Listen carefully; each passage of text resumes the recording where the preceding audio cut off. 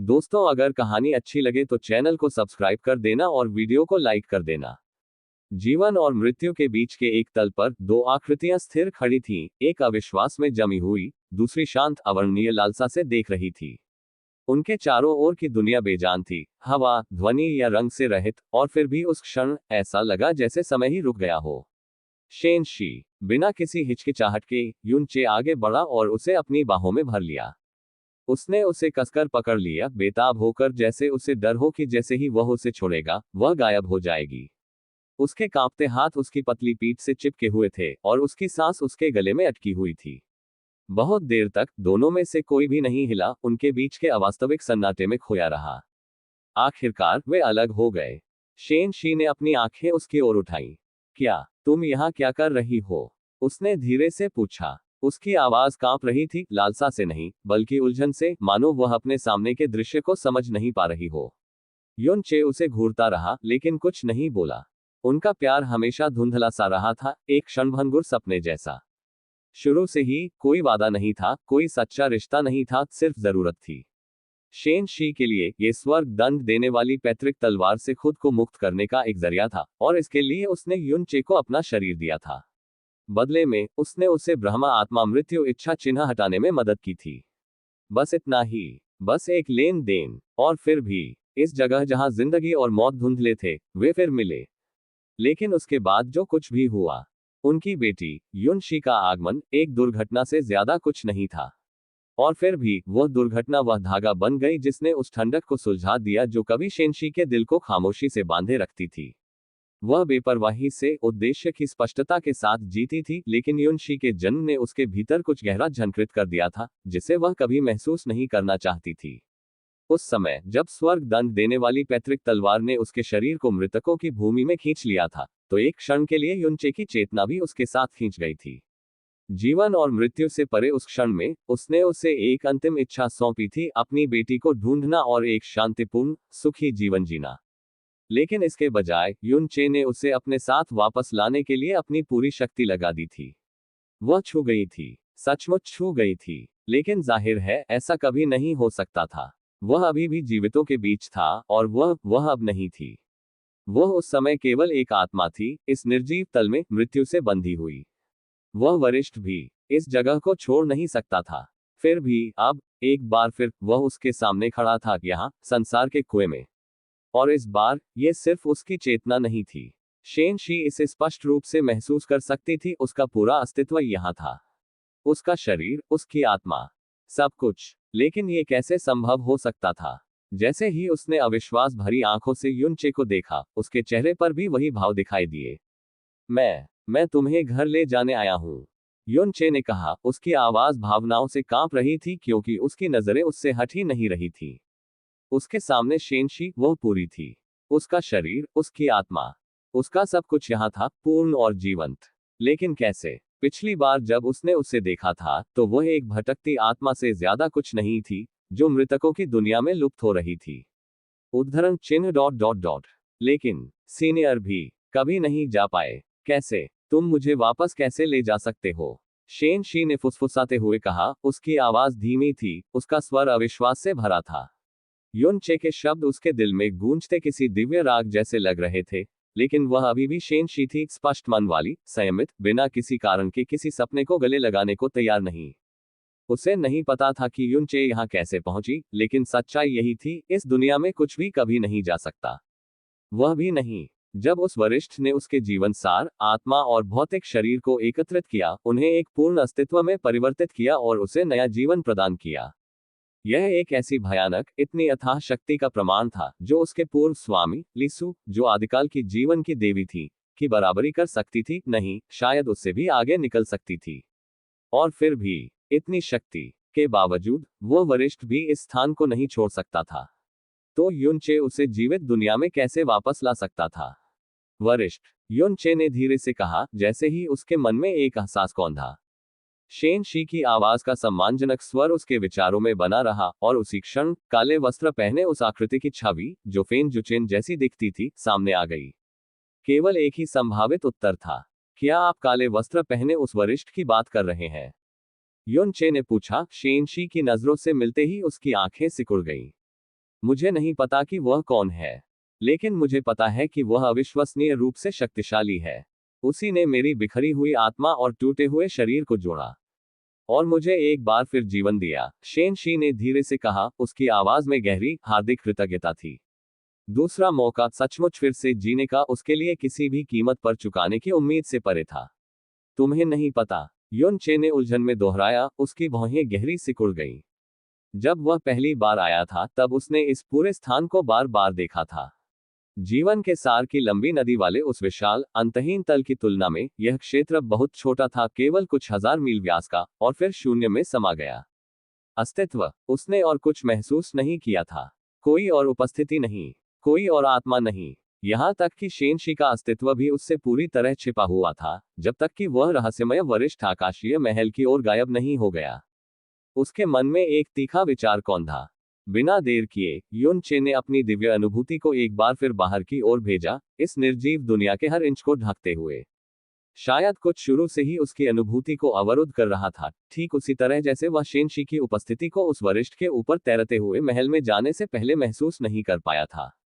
फिर भी जब युन चे की दिव्य अनुभूति एक बार फिर धरती पर फैल गई, इस बंजर क्षेत्र के हर इंच को ढकते हुए, तब भी उसे किसी अन्य जीवित प्राणी का एक भी निशान नहीं मिला। उसकी दिव्य अनुभूति ने हर संरचना, हर टूटे हुए गलियारे, हर खामोश कमरे को ध्यान से देखा। और फिर जैसे ही वह आकाशीय महल की ओर पहुंची, बस एक पल के लिए उसे प्रतिरोध का सामना करना पड़ा। एक ठंडी, अदृश्य शक्ति ने उसे रोक दिया, लेकिन केवल थोड़ी देर के लिए, इससे पहले कि उसे गुजरने दिया जाए। और उस क्षणभंगुर क्षण में, मानो उस क्रिया को ही देख लिया गया हो, युन चे ने उसे महसूस किया। उस तैरते हुए महल की सबसे ऊंची मीनार के भीतर फेन ज्यूचेन की आकृति हल्के से घूम गई। उसके चेहरे पर एक अस्पष्ट मुस्कान थी, उसके पीले हाथ में आलस से एक दर्पण था।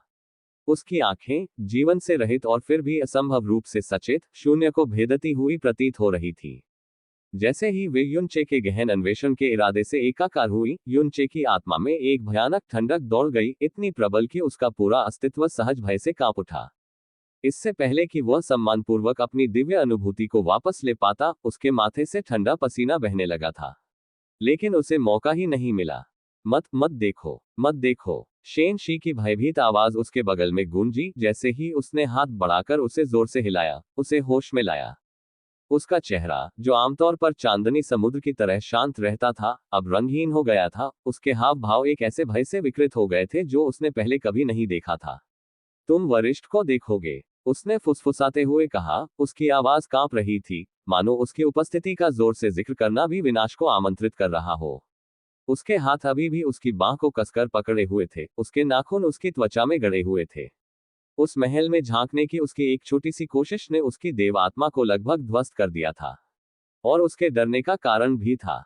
आदिकालीन नीला ड्रैगन देवता की पुत्री होने के नाते, अपने पिता, अपने कुल और बाद में अपने पूज्य गुरु ली सू स्वयं जीवन की देवी की चौकस निगाहों में पली बड़ी शेनशी की साधना बहुत पहले ही सच्चे देव क्षेत्र के शिखर पर पहुंच चुकी थी। उसने स्वर्गीय नियमों में भी महारत हासिल कर ली थी और प्राचीन सच्चे देवताओं के क्षेत्र में प्रवेश कर चुकी थी। फिर भी इतना कुछ होने के बावजूद, जब उसने पहली बार उस प्राणी को देखने की कोशिश की जिसने उसे बचाया था, उस वरिष्ठ को देखने की कोशिश की जिसने उसके टूटे हुए शरीर और आत्मा का पुनर्निर्माण किया था, तो उसने खुद को असमर्थ पाया। उसका पूरा अस्तित्व कांप उठा। उसकी आत्मा लगभग बिखर गई। वह आदमी ऐसा नहीं था जिसे नश्वर, देवता या शैतान आसानी से देख सके। उसकी दिव्य आत्मा, उसकी इच्छा शक्ति, यहां तक कि उसके अस्तित्व का आधार भी उस आदमी की उपस्थिति मात्र से लगभग ढह गया था। इसीलिए वह घबरा गई थी। उसने इतनी तीव्र प्रतिक्रिया क्यों दी? वह डरी हुई थी कि खतरे से अनजान युनचे उस उपस्थिति को फिर से भड़का देगा और बिना जाने ही मर जाएगा। दुर्भाग्य से उसकी हताश प्रतिक्रिया ने युनचे की उलझन को और गहरा कर दिया। उसकी आंखों में उलझन देखकर शेन शी ने खुद को संभालने के लिए एक सांस ली, हालांकि उसकी आवाज अभी भी कांप रही थी। मेरी हिम्मत नहीं है उस सीनियर को देखने की, उसने धीरे से कहा। उसकी आंखें नीची थीं। उसकी दिव्य आभा को महसूस करते ही मैं भय से भर गई। ऐसा लगा जैसे मेरी आत्मा मेरे शरीर से अलग होकर धूल में मिल जाएगी। उसने धीरे से अपना सिर हिलाया। उसके हाथ अभी भी उसकी आस्तीन से चिपके हुए थे, मानो उस याद से खुद को बचा रही हो। मुझे तो ये भी नहीं पता कि वह कैसा दिखता है। मैंने उसे कभी ठीक से देखा ही नहीं। लेकिन वह रुकी, उसकी नजरें नर्म पड़ गईं जब उसने युनचे की आंखों में देखा। मुझे यकीन है वह एक दयालु इंसान है। उसने मुझे बचाया, मुझे मेरा शरीर और आत्मा वापस दी, मुझे दूसरा जीवन दिया। अंत में उसकी आवाज धीमी हो गई, सच्ची कृतज्ञता से सराबोर, लेकिन एक ऐसा भाव भी जिसे युनचे ठीक से समझ नहीं पाया। कुछ विस्मय जैसा और कुछ श्रद्धा के कहीं ज्यादा करीब। उद्धरण चिन्ह डॉट डॉट डॉट डॉट उद्धरण चिन्ह। युनचे की आत्मा के सबसे गहरे कोने में लिसु मौन अविचल रही, उसकी उपस्थिति दिव्य ऊर्जा की परतों के नीचे छिपी हुई थी। उसने अपने शिष्य की आवाज सुनी, एक ऐसी आवाज जो उसने अनगिनत सालों से नहीं सुनी थी। अभी किसी भी चीज से ज्यादा वो उभरने, आगे बढ़ने और उस व्यक्ति से फिर से जुड़ने के लिए तरस रही थी जिसका उसने कभी व्यक्तिगत रूप से मार्गदर्शन किया था। फिर भी वह ऐसा नहीं कर सकी। इसलिए नहीं कि वह नहीं चाहती थी, बल्कि इसलिए कि वह सचमुच नहीं कर सकती थी। उसकी आत्मा में समाया हुआ भय, उसके अस्तित्व में जड़ जमा चुका खौफ, यह साधारण आशंका से कहीं आगे तक पहुंच गया था। यह एक सहज भय था जो भावनाओं से नहीं, बल्कि उन मूलभूत नियमों से पैदा हुआ था जो उसे परिभाषित करते थे। काले कपड़ों वाला वह आदमी जिसने उसे इतनी सहजता से छोटी बहन कहा था, उसे उसकी कोई याद नहीं थी, उसके अस्तित्व का एक अंश भी नहीं, यहां तक कि एक संकेत भी नहीं। बीते हुए आदिम युग की अपनी विशाल स्मृतियों को समेटे हुए, और फिर भी हर दिव्य नियम, सृष्टि का हर सूत्र जिसने उसे वह बनाया जो वह थी, उसकी उपस्थिति से कांप उठी। ऐसा नहीं था कि उसने उस पर हमला किया था, उसने जानबूझकर कोई दबाव भी नहीं छोड़ा था, और फिर भी सिर्फ मौजूद रहकर उसने उसके भीतर सबसे शुद्ध और सबसे निरपेक्ष भय जगा दिया जो उसने कभी जाना था। क्योंकि वह बता सकती थी, नहीं, वह जानती थी कि वह उसके बिल्कुल विपरीत खड़ा था। वह लीसु, जीवन की देवी, और वह आदमी, वह मृत्यु का देवता भी हो सकता था। लेकिन यह असंभव था, है ना? उसकी सारी स्मृतियों में पूर्वज युग की, पूर्वज देवता के अंशों से सृष्टि देवताओं और शैतान सम्राटों के जन्मों की, कभी किसी सृष्टि देवता या मृत्यु के शैतान सम्राट का कोई रिकॉर्ड, कभी कोई आहट भी नहीं थी। तो फिर कौन, वह क्या था? और जिस बात ने उसे सबसे ज्यादा भयभीत किया, वह सिर्फ यह नहीं था कि वह क्या हो सकता है, बल्कि यह विशुद्ध प्रबल सत्य की उसकी शक्ति, उसका अस्तित्व उन सृष्टि देवताओं या शैतान सम्राटों से भी कहीं ज्यादा विशाल, गहन और अथाह था जिन्हें उसने कभी जाना था। इस वास्तविकता ने ही उसकी समझ की हर चीज की नींव हिला दी। इसलिए भय और अविश्वास से दबे हृदय के साथ कभी गर्वित जीवन की देवी युनचे की आत्मा में छिपी रहने के अलावा कुछ नहीं कर सकी, मौन, स्थिर और कांपती हुई। उसकी आंतरिक दुनिया के सबसे गहरे कोनों से वह सिर्फ युनचे और शेनशी के पुनर्मिलन को देख सकती थी, खुद को प्रकट करने में असमर्थ, बोलने में असमर्थ, साक्षी बनने के अलावा कुछ भी करने में असमर्थ। वह अब मार्गदर्शक नहीं थी, रक्षक नहीं। इस क्षण में वह बस एक परछाई थी, किसी ऐसी चीज की उपस्थिति में समा गई जिसे वह, एक सृष्टि देवता, भी समझ नहीं पा रही थी। उलझन से धीरे धीरे समझ की ओर शेनशी के साथ कोमल अनिश्चित बातचीत के बीच युनचे ने धीरे धीरे चीजों को जोड़ना शुरू कर दिया। धीरे धीरे, जैसे जैसे उनका पुनर्मिलन उस निर्जीव धरती पर घटित हुआ, जैसे जैसे उसकी कांपती आवाज असंभव को बयान कर रही थी और उसकी आंखें भय और गर्मजोशी से चमक रही थीं, युनचे को अराजकता के बीच स्पष्टता मिल रही थी। यह दुनिया, यह अस्तित्व, इनमें से कुछ भी उस तर्क से नहीं मापा जा सकता था जिसे वह कभी जानता था। आखिरकार दोनों मौन खड़े हो गए। युनचे उसके बगल में था, उसकी निगाहें आकाश में तैरते दूर महल की ओर उठी। वह स्थान जहां वह अस्तित्व निवास करता था, जिसने शेनशी की आत्मा को ठीक किया, जिसने जीवन की देवी को अपनी छोटी बहन कहा, जिसने बिना हाथ उठाए सृष्टि के देवताओं को आतंकित कर दिया। बिना एक शब्द कहे युनचे ने सम्मानपूर्वक अपना सिर नीचे किया और आकाश में महल की ओर गहरा प्रणाम किया।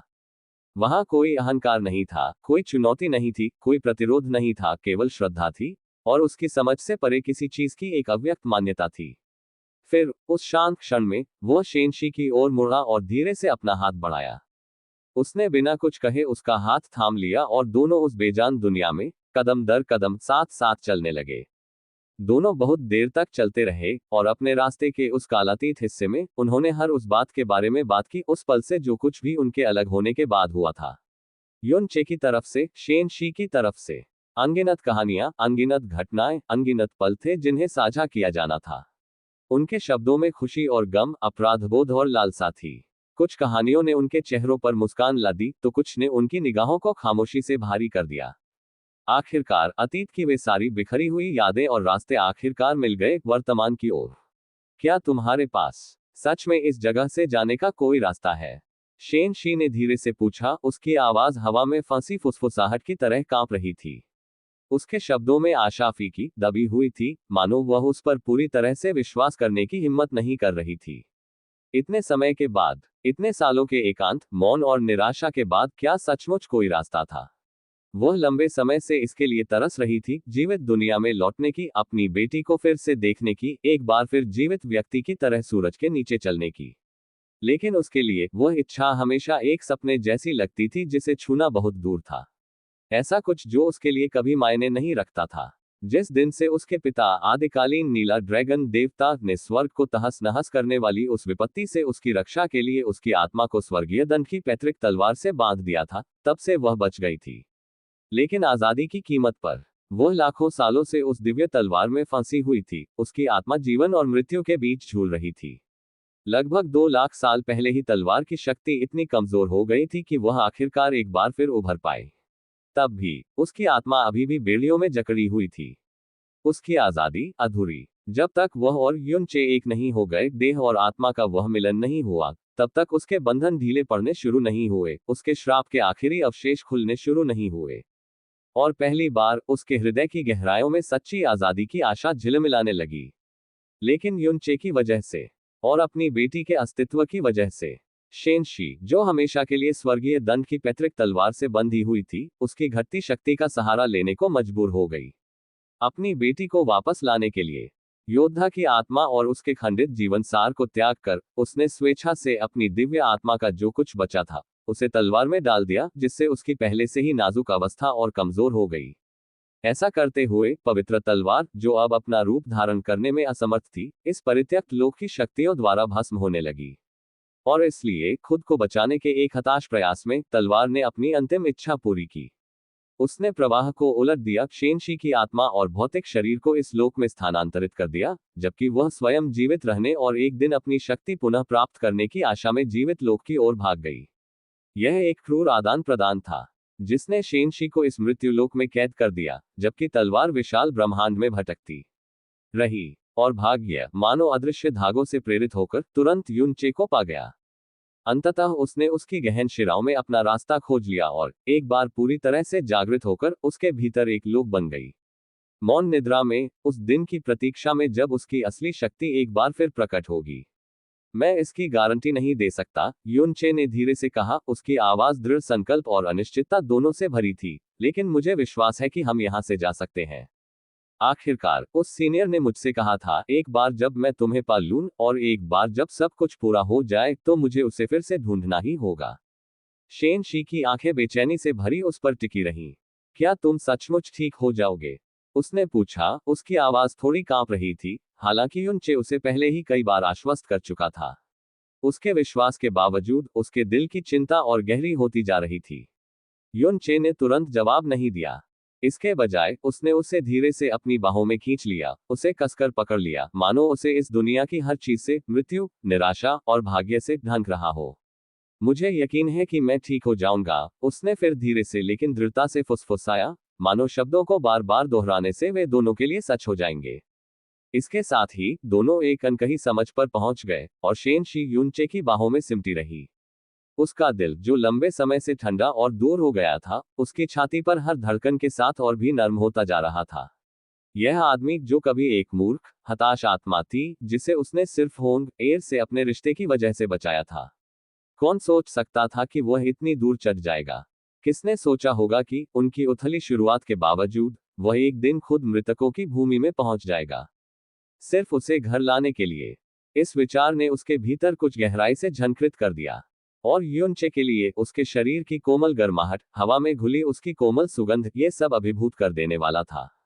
जैसे ही उसकी उपस्थिति ने उसे अपनी ओर खींचा, उसकी सांसें थोड़ी तेज हो गईं। इस पल की मधुर निकटता ने उसे उन भयावहताओं को भुला दिया जो उसने अभी अभी झेली थी। लेकिन जैसे ही वह उसे और भी करीब खींचने वाला था, अब जब तुम्हारा काम हो गया है तो आओ और मुझसे मिलो। एक ठंडी, भावहीन आवाज सीधे युनचे की आत्मा में किसी दिव्य कोड़े की तड़तड़ाहट की तरह गूंजी, और उसी क्षण युनचे का पूरा शरीर अकड़ गया। उसकी सांस गले में अटक गई और उसकी रीढ़ की हड्डी में ठंडक दौड़ गई। उसका तीसरा पैर, जो पहले गर्व से खड़ा था, अचानक नर्म पड़ गया, मानो बिजली गिर गई हो। शेन शी ने पलकें झपकाईं और युन चे के अचानक जमे हुए चेहरे को देखकर उलझन में अपना सिर झुका लिया। युन चे ने तुरंत जवाब नहीं दिया। वो बस वहीं खड़ा रहा, उसके चेहरे पर पीलापन था, माथे पर पसीना आने लगा था। मृत्यु में भी कोई शांति नहीं थी, कोई खुशी नहीं थी। दोस्तों, अगर कहानी अच्छी लगे तो चैनल को सब्सक्राइब कर देना और वीडियो को लाइक कर देना। उस जमीन पर जहां आसमान में किला खड़ा था, युन चे उस प्राचीन रास्ते पर धीरे धीरे चल रहा था जो उसके विशाल द्वारों की ओर जाता था। उसके कदमों की आहट खामोश पत्थर पर हल्की सी गूंज रही थी, उसकी नजरें आसपास के माहौल पर घूम रही थी। सड़क के दोनों ओर पेड़ कतार में खड़े थे, उनकी शाखाएं बीच में ही जमी हुई थी, मानो किसी हवा के झोंके में रुकी हुई हो जो अब मौजूद नहीं थी। फूल शाश्वत शांति में खिले हुए थे, उनके जीवंत रंग क्षय से अछूते थे, फिर भी जीवन से अप्रभावित। पूरी दुनिया एक पेंटिंग की तरह लग रही थी, जीवंत पर अविचल। न हवा थी, न धूप की गर्मी, न समय का कोई निशान। सब कुछ एक ठहरे हुए पल में बंद था। शेन शी ने उसका साथ देने की कोशिश की थी।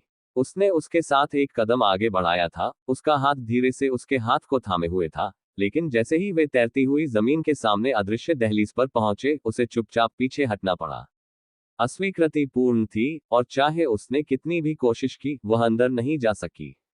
भारी मन से वह बस अपना सिर झुकाकर पीछे रह सकती थी, ये समझते हुए कि यही उस वरिष्ठ की इच्छा थी जो उसके भीतर रहता था। अब अकेले युन चे प्राचीन महल के विशाल द्वारों के सामने पहुंचा। उसके कदम रुक गए, उसका दिल सीने में धड़क रहा था। उसके सामने एक विशाल और पुरानी इमारत खड़ी थी, खामोश, फिर भी एक असीम दबाव बिखेर रही थी। द्वार गहरे, घिसे पिटे पत्थरों से बने थे, लेकिन उन पर धूल का एक कण भी नहीं था। विशाल दीवारों को बनाने वाली हर ईंट, हर टाइल प्राचीन शक्ति से मंद मंद झिलमिला रही थी।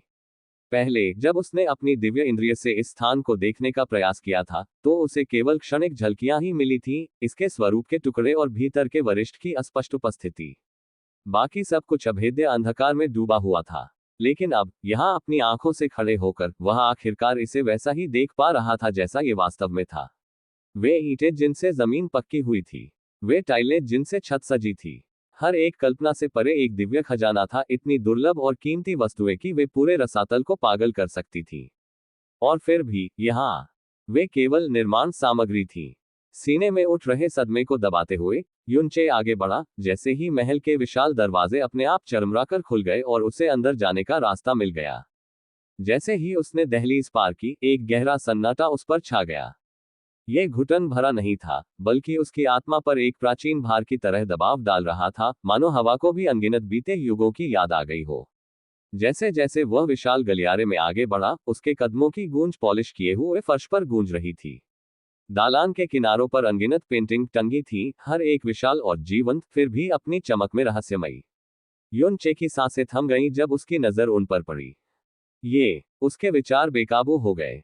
हर पेंटिंग उन दुनियाओं और स्तरों का एक सटीक चित्रण थी जिनसे वह कुछ समय पहले गुजरा था, जब फेन ज्यूचेन जैसा दिखने वाला वह वरिष्ठ उसे यहाँ लाया था। जीवन के सार की नदी, बंजर भूमि, खंडित आकाश और शांत शून्य, सभी को भयानक, विस्मयकारी विस्तार से चित्रित किया गया था, हाथ से नहीं, बल्कि मानो ईश्वरीय इच्छा से ही इन दृश्यों को सीधे दीवारों पर उकेरा गया हो। आखिरकार कुछ देर बाद युन चे भव्य हॉल में पहुंचे। जैसे ही उन्होंने अंदर कदम रखा, वहां सन्नाटा छा गया। राजसी कक्ष के दूर छोर पर, एक असंभव रूप से ऊंचे मंच पर, वरिष्ठ एक सिंहासन पर बैठे थे जो आदिम अंधकार के एक ही टुकड़े से तराशा हुआ प्रतीत हो रहा था। हॉल की धुंधली चमक में उस व्यक्ति की आकृति आधी ढकी हुई थी, लेकिन उसकी उपस्थिति निर्विवाद थी, भारी, असीम और शाश्वत। अपनी आत्मा में कांपते भय को दबाते हुए युन चे एक घुटने पर बैठ गए। फिर अपने हृदय की गहराइयों से उसने सच्चे मन से श्रद्धापूर्वक कहा, वरिष्ठ, आपकी कृपा के लिए धन्यवाद। शेन शी को बचाने का आपका कार्य, ये कनिष्ठ आपकी कृपा को कभी नहीं भूलेगा। उद्धरण चिन्ह उद्धरण चिन्ह। फेन जुचेन की बेजान आंखें बंद रहीं, उसका भाव समझ से परे था। उसकी पीली, लाश जैसी उंगलियों में संसार का दर्पण धीरे धीरे घूम रहा था, उसकी मन चमक अंधेरे हॉल में समय की लहरों की तरह प्रतिबिंबित हो रही थी। समय चुपचाप और घुटन भरा खींचता जा रहा था, मानो उनके बीच अनंत काल बस गया हो। आखिरकार दर्पण की गति रुक गई। उसकी उंगली के एक झटके से संसार का दर्पण हवा में धीरे से युनचे की ओर तैर गया। युनचे ने बिना किसी हिचकिचाहट के उसे पकड़ लिया और श्रद्धापूर्वक उसे अपनी आत्मा में गहराई से संजो लिया। तभी फेन जुचेन की आंखें खुल गईं। उसकी ठंडी और बेजान निगाहें युनचे पर टिक गईं, और उस क्षण युनचे ने महसूस किया कि उसकी आत्मा बेकाबू होकर कांप रही है। वह तीखी नजर उसे सीधे भेद गई, मानो अनगिनत बर्फीली सुइयां उसके अस्तित्व की गहराइयों में चुभ रही हो। हर राज, हर याद, हर छिपा हुआ विचार उस निगाह के नीचे बेपर्दा हो गया। वह हिल नहीं सका, उसकी हिम्मत नहीं हुई। फिर भी घुटन भरे डर के बावजूद वह खड़ा रहा, क्योंकि अब शेन शी से बातचीत के बाद, ली सू की कांपती आवाज सुनने के बाद उसे समझ आ गया था। उसे समझ आ गया था कि वह सभी प्राणियों में से यहाँ क्यों खड़ा है और नष्ट नहीं हो रहा है। भले ही उसकी आत्मा कांप रही हो, भले ही भय उसे निगलने की धमकी दे रहा हो, वह दूसरों की तरह तुरंत नष्ट नहीं हो गया। यह केवल एक ही कारण से हो सकता था, पितृदेव द्वारा प्रदत्त शून्य शरीर। वह शरीर, वह अस्तित्व ही एकमात्र कारण था जिसके कारण वह इस प्राणी का सामना कर सका, नहीं इस अस्तित्व का, और फिर भी सांस ले सका। कुछ देर बाद फेन जुचेन ने आंखें बंद करके अपनी नजरें फेर ली और बोला, मां ने सचमुच आप पर कृपा की है। प्रश्नवाचक चिन्ह, प्रश्नवाचक चिन्ह। मां। युनचे की आंखें भ्रम से चमक उठी। उसे समझ नहीं आया, ये वरिष्ठ कौन था, उसकी मां कौन थी। प्रश्न उसके मन में तूफान की तरह घूम रहे थे। लेकिन तभी एक विचार उभरा, एक आभास, धुंधला सा लेकिन लगातार। अपनी छाती पर पड़े भार को निगलते हुए युनचे ने हिम्मत जुटाई और वह एक प्रश्न पूछा जिसका उत्तर उसे चाहिए था। वरिष्ठ, क्या मैं पूछ सकता हूं कि आप कौन है? उसका स्वर शांत था, फिर भी गहरे सम्मान से भरा हुआ, उसके हृदय की गहराइयों से। उसके सामने ये प्राणी, अगर वह चाहता तो युनचे को एक पल में अस्तित्व से मिटा सकता था। फिर भी उसने न केवल ऐसा करने से परहेज किया, बल्कि उस पर दया भी की और शेनशी को भी उसे लौटा दिया। केवल इसी कृपा ने युनचे के परम आदर को उचित ठहराया। फेन जुएचेन ने कोई जवाब नहीं दिया। सन्नाटा छा गया, लंबा और भारी। लेकिन युनचे पहले ही समझ चुका था, यह वरिष्ठ व्यक्ति ऐसा ही था। उसकी चुप्पी का मतलब अस्वीकृति नहीं था। इसलिए उसने प्रतीक्षा की, धैर्यपूर्वक। अंततः अनंत काल के एक और विस्तार के बाद फेन जुएचेन धीरे धीरे सिंहासन से उठा। जैसे ही वह उठा, उनके चारों ओर का स्थान मुड़ गया, क्षेत्र अंदर की ओर मुड़ गए, और प्रकाश टूटे हुए कांच में प्रतिबिंबों की तरह मुड़ गया। और फिर एक ही पल में वे फिर से प्रकट हुए शून्य में, अनगिनत टूटे हुए विमानों और बिखरी हुई दुनियाओं के ऊपर तैरते हुए। यह वह जगह थी जहां से युनचे पहले भी एक बार गुजरा था, इसी व्यक्ति के मार्गदर्शन में।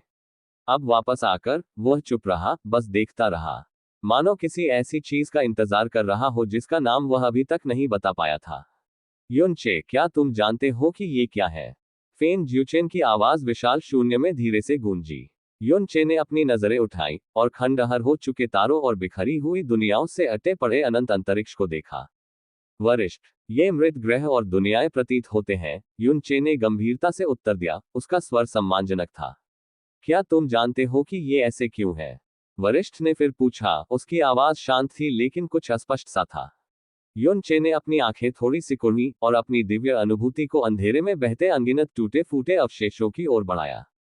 उन ग्रहों पर हर जीवन रूप खत्म हो गया है। नहीं, यह उससे भी ज्यादा है। उसकी भौहें सिकुड़ गईं। ऐसा लगता है जैसे वे पहले कभी अस्तित्व में ही नहीं थे। वहां कोई स्थायी आभा नहीं थी, कोई क्षय नहीं था, और न ही उस चीज का कोई निशान था जो कभी रही होगी। ये सिर्फ मृत दुनियाएं नहीं थीं। वे शून्य थे, मृत्यु के सागर में तैरते बेजान पत्थर, मृत्यु के नियमों से इतने सघन की जीवन की एक हल्की सी चिंगारी भी कभी नहीं उभर सकती थी। और फिर भी, मानो उसके मन के विचार ही पढ़ लिए गए हों, फेन जुचेन बोला, तुम सही कह रहे हो। ऐसी जगह जीवन को जन्म देना तो दूर, कभी कायम भी नहीं रख सकती। एक विराम आया, और फिर, काश मैं ये सब शुरू से ही समझ पाता। उसकी आवाज भारी हो गई, दूर, फिर भी दुख से भरी। तब ईश्वरीय क्षेत्र आज जैसी स्थिति में न होता। स्वर्गीय नियम इतने दयनीय स्तर तक कमजोर हो गए होते, और रसातल कभी अस्तित्व में ही न आता। विस्मयादिबोधक चिन्ह, विस्मयादिबोधक चिन्ह। युनचे की आंखें बड़ी हो गईं और जैसे ही उसने सीनियर के शब्द सुने, उसका मन पूरी तरह अस्त व्यस्त हो गया। उसके होंठ कांपने लगे, और इससे पहले कि वह कोई प्रश्न भी कर पाता, सीनियर ने आगे कहा, तुम जानना चाहते हो कि मैं कौन हूं, है ना? तो चलो मैं तुम्हें एक कहानी सुनाता हूं। जैसे ही उसकी आवाज गिरी, युनचे के आसपास का स्थान बिखर गया। ऐसा नहीं कि वह नष्ट हो गया हो, बल्कि ऐसा मानो पूरा ब्रह्मांड बिखरकर शून्य में सिमट गया हो। नहीं, विनाश नहीं, जन्म।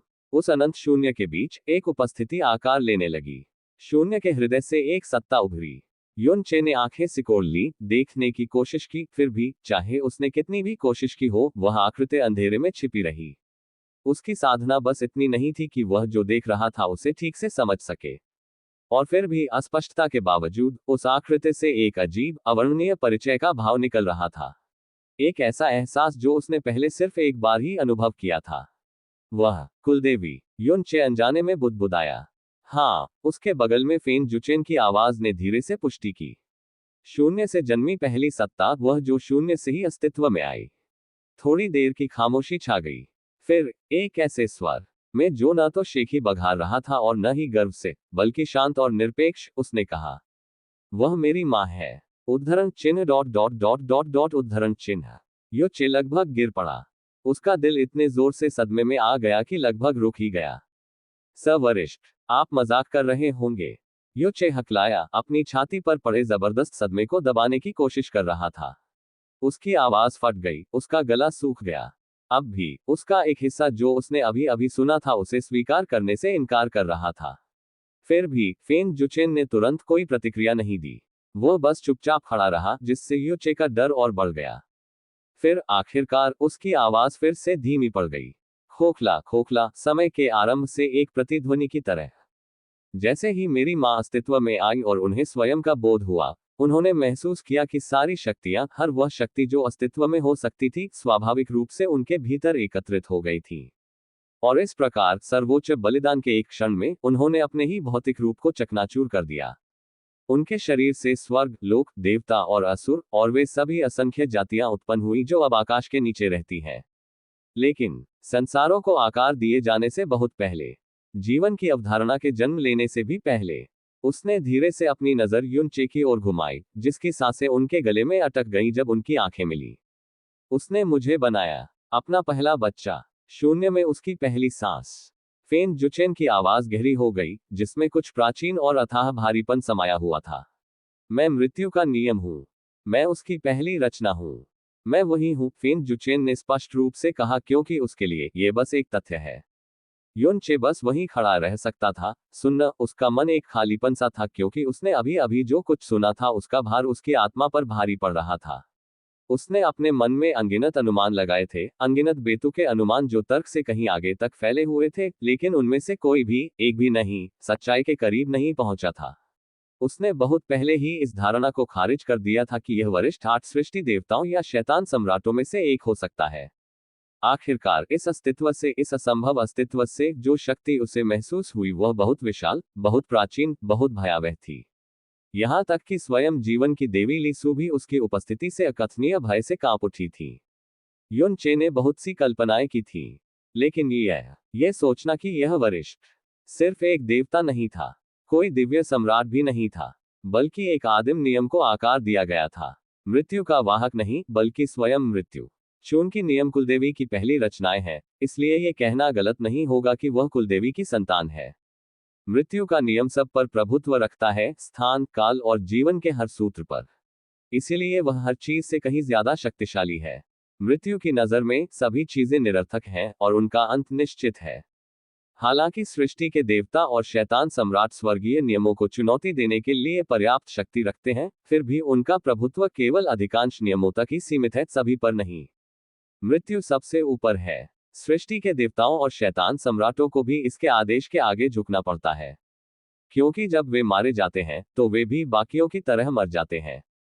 इसलिए इस आदमी ने जीवन की देवी लीसु को अपनी छोटी बहन कहने का साहस किया, क्योंकि वह सचमुच समस्त अस्तित्व का एक ज्येष्ठ है। यह कल्पना से परे था। अंतरिक्ष स्थिर रहा, सन्नाटा अंतहीन रूप से फैला रहा, उनके चारों ओर फैले अनंत शून्य को प्रतिबिंबित करता हुआ। न तो ध्वनि की एक लहर और न ही उपस्थिति में कोई बदलाव आया, जब तक कि फेन जुचेन की ठंडी, बेजान आवाज अंततः गूंजी नहीं, बर्फ के एक ब्लेड की तरह शून्य को चीरती हुई। अब जब मैंने तुम्हारे प्रश्न का उत्तर दे दिया है, तो अब मेरी बारी है। उसकी आवाज में कोई शत्रुता नहीं थी, फिर भी उसमें एक ऐसा भार था जो सीधे युनचे के हृदय में चुभ गया और उसकी आत्मा को स्तब्ध मौन की गहराइयों से बाहर खींच लाया। जैसे ही ये शब्द उसके भीतर समा गए, युनचे की सांसें थोड़ी कांप उठी, लेकिन उसका संयम तुरंत लौट आया। अपने सीने में अभी भी गूंज रहे सदमे को दबाते हुए उसने अपनी निगाहें स्थिर की, सिर झुकाया और अत्यंत सम्मान के साथ उत्तर दिया, वरिष्ठ, आप क्या जानना चाहेंगे? यह सोचना कि यह प्राणी मृत्यु के आदिम नियम का यह अवतार, जिसकी शक्ति सृष्टि के देवताओं से भी कहीं बढ़कर है, उससे कुछ पूछना चाहेगा।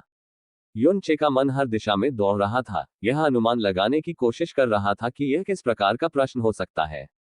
फिर भी अगर उसके पास 100 और मन होते तो भी उनमें से कोई भी यह अनुमान नहीं लगा सकता था कि आगे क्या होने वाला है। फिर भी अपनी आंतरिक अशांति के बावजूद वह शांत, संयमित और सम्मानपूर्वक प्रतीक्षा करता हुआ खड़ा था। उद्धरण चिन्ह dot dot dot dot dot उद्धरण चिन्ह। चुप्पी तब तक खींचती रही जब तक फेन जुचेन की बेजान आंखें धीरे धीरे उस अंतहीन शून्य की ओर नहीं चली गईं, और फिर बिना किसी चेतावनी के आखिरकार उसने कहा, क्या तुम भाग्य और नियति के अस्तित्व में विश्वास करते हो? उद्धरण चिन्ह डॉट डॉट डॉट उद्धरण चिन्ह। युनचे ने पलकें झपकाईं। उसने जितने भी सवालों के लिए खुद को तैयार किया था उनमें से यह एक नहीं था। भाग्य और नियति का अस्तित्व, उसने धीरे से दोहराया, उसकी आवाज में उलझन थी। उसने कल्पना की थी कि उससे देवताओं के रहस्यों, रसातल की प्रकृति या स्वयं पैतृक इच्छा के बारे में पूछा जाएगा। लेकिन ये कैसा सवाल था, और वह इसका जवाब कैसे देगा? युनचे के बोलते ही फेन जुचेन चुप रहा, लेकिन उस सन्नाटे में शून्य खुद सुन रहा था। युनचे के मन में यादें उमड़ पड़ी, जियाओ लिंगशी, उसकी जवानी की पहली गर्माहट। जिया किंगयुए, जिसे किस्मत ने सिर्फ उसके लिए बनाया था। जैस्मीन, जिसकी नफरत ने प्यार की राह बनाई। शेनशी, जिसकी मौजूदगी कभी बहुत दूर लगती थी पर अब उसकी रूह के सबसे करीब थी। उनमें से हर एक किसी अदृश्य शक्ति से बंधे तारों की तरह उसके जीवन में अनायास ही प्रकट हो गया था, फिर भी वे महज संयोग नहीं हो सकते थे। और फिर था संसार का दर्पण, रसातल के आकाश को पार करते हुए सुनहरे धागे। एक उसे शेनशी से जोड़ता हुआ, चमकीला और अटूट। एक और धुंधला, लगभग अदृश्य, उसके सामने इस अथाह सत्ता को भी उसी ताने बाने में बांध रहा था। यह भाग्य कैसे नहीं हो सकता? एक गहरी सांस के बाद युनचे ने धीरे से उत्तर दिया, मैं भाग्य के अस्तित्व में विश्वास करता हूं, वरिष्ठ। उसकी आवाज स्थिर थी। लेकिन भाग्य के बारे में मुझे नहीं पता। वह रुका। अगर भाग्य ही जीवन को एक साथ बांधता है तो मैंने उसे देखा है, महसूस किया है। लेकिन भाग्य, क्या मैं किसी बड़ी चीज से बंधा हूं, या मुझे उसे खुद ही गढ़ना है? मुझे अभी तक समझ नहीं आया है। तो मैं उसके अस्तित्व के बारे में नहीं जानता। समय तारों के बीच की शांति की तरह बीत गया, जो विशाल शून्य में लंबी और शांत फैली हुई थी, जैसे युनचे का उत्तर हवा में लटका हुआ था। उसके सामने मौजूद सत्ता, यह अस्तित्व जो समझ से परे है, इतनी देर तक मौन रही कि युनचे को आश्चर्य हुआ कि क्या उसका उत्तर सुना भी गया था। फिर आखिरकार फेन जुचेन बोला। उसकी आवाज धीमी, हमेशा की तरह ठंडी, फिर भी दूर, लगभग खोखली थी। मैं भी ऐसा ही सोचता था, उसने कहा। उसकी नजर पूरी तरह से युनचे पर पड़ी, बेजान आंखों में अथाह गहराई थी। लेकिन वे मौजूद हैं। दोनों मौजूद हैं। बहुत पहले, सभी प्राणियों के जन्म से पहले, मां ने एक बार मुझसे कहा था, भाग्य बदला जा सकता है, लेकिन नियति का पालन करना होगा। उसके शब्द धीमे धीमे बह रहे थे, फिर भी उनमें समय से भी पुराने नियमों का भार था। तो भाग्य और नियति दोनों मौजूद हैं। युनचे स्थिर खड़ा रहा, अपनी भौहों में बढ़ते तनाव को छिपा नहीं पाया।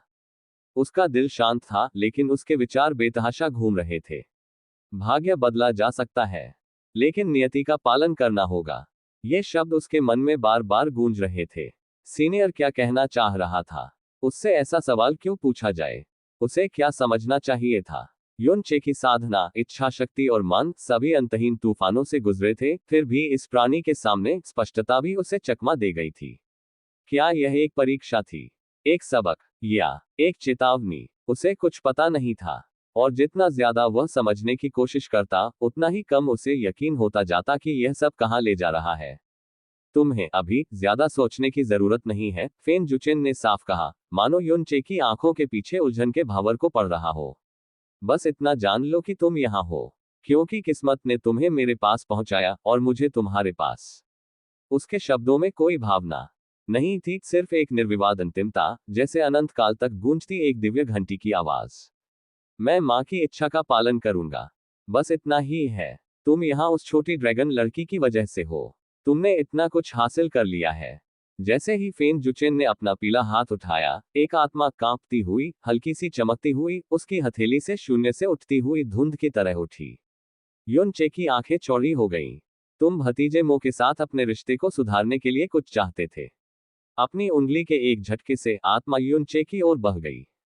स्तब्ध, युन चे ने सहज रूप से हाथ बढ़ाया, उसे ध्यान से अपनी आत्मा में संजोया, अपने भीतर बंद सुप्त लेकिन परिचित सार को महसूस किया।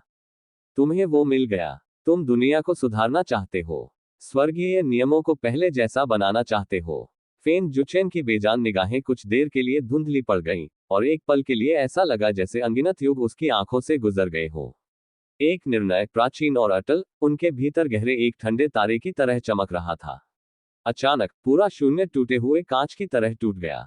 युन चे ने महसूस किया कि उसके नीचे की जमीन गायब हो गई। अनंत अंतरिक्ष मुड़ रहा था, फिर से बन रहा था, और फिर वे एक बार फिर उस बर्बाद हुए विमान के सामने खड़े हो गए, टूटे हुए संसारों और बुझी हुई रोशनी की भूमि।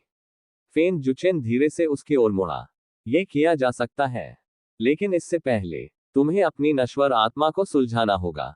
फिर यू चे के मुंह से ऐसे शब्द निकले जो ब्लेड की तरह चुभ गए। मुझसे लड़ो, अपनी पूरी ताकत से। दोस्तों, अगर कहानी अच्छी लगे तो चैनल को सब्सक्राइब कर देना और वीडियो को लाइक कर देना। वरिष्ठ, आप मजाक कर रहे होंगे। युन चे की कनपटी से ठंडा पसीना बह रहा था और उसकी आवाज कांप रही थी, हालांकि वह खुद को नियंत्रित रखने की पूरी कोशिश कर रहा था। इन वरिष्ठों द्वारा पहले कही गई सारी बातों के कारण उसका मन पहले ही टूटने की कगार पर था। इस समय युन चे के पैर कांप रहे थे और उसका मन गाड़ी के पहिए की तरह घूम रहा था। उसका दिल बिजली की तरह धड़क रहा था, और उसकी आत्मा की गहराई में भागने की नहीं, घुटने टेकने और समर्पण करने की तर्क से भी ज्यादा जोर से गरज रही थी। उसने अपनी मुट्ठियां कस ली, अपने मन में उमड़ते विचारों के कोलाहल को दबाते हुए। मैं तुमसे कैसे लड़ूं? यहाँ खड़े होकर बस उसे देखते रहना ही युनचे की आत्मा को ऐसा महसूस कराने के लिए काफी था मानो वह उखड़ रही हो। एक अदृश्य फिर भी दमघोंटू भार उसके कंधों पर पड़ रहा था। उसने शुरू से ही लड़ने के बारे में सोचा भी नहीं था, वह कैसे सोच सकता था। युन चे को देखते हुए, जिसकी आत्मा डगमगा रही थी और शरीर कांप रहा था, साफ तौर पर डर के आगे समर्पण करने की कगार पर, फेन जुचेन की बेजान आंखें कभी कभी बहुत ही मंदरूप से चमक उठती थीं, द्वेष से नहीं, बल्कि समझ से। बिना एक शब्द कहे, उसका रूप बदलने लगा। हवा शांत हो गई, शून्य शांत हो गया। वह भारी आभा जो अब तक युन चे का दम घोंट रही थी, धीरे धीरे कम होने लगी। और फिर झनकार, फेन जुचेन के हाथ में एक तलवार प्रकट होते ही शून्य में एक हल्की सी आवाज गूंजी। पाप और दुख की गूंज से गढ़ी गई एक धार, स्वर्गीय पाप दिव्य तलवार, बिल्कुल पहले की तरह। फिर एक नए रूप के प्रकट होते ही फेन जुचेन का रूप गायब हो गया। अब युन चे के सामने एक आदमी खड़ा था, सादा हरा वस्त्र पहने, जो अनुपस्थित हवा में धीरे धीरे लहरा रहा था। उसका शरीर दुबला पतला और स्थिर था, न लंबा और न ही प्रभावशाली।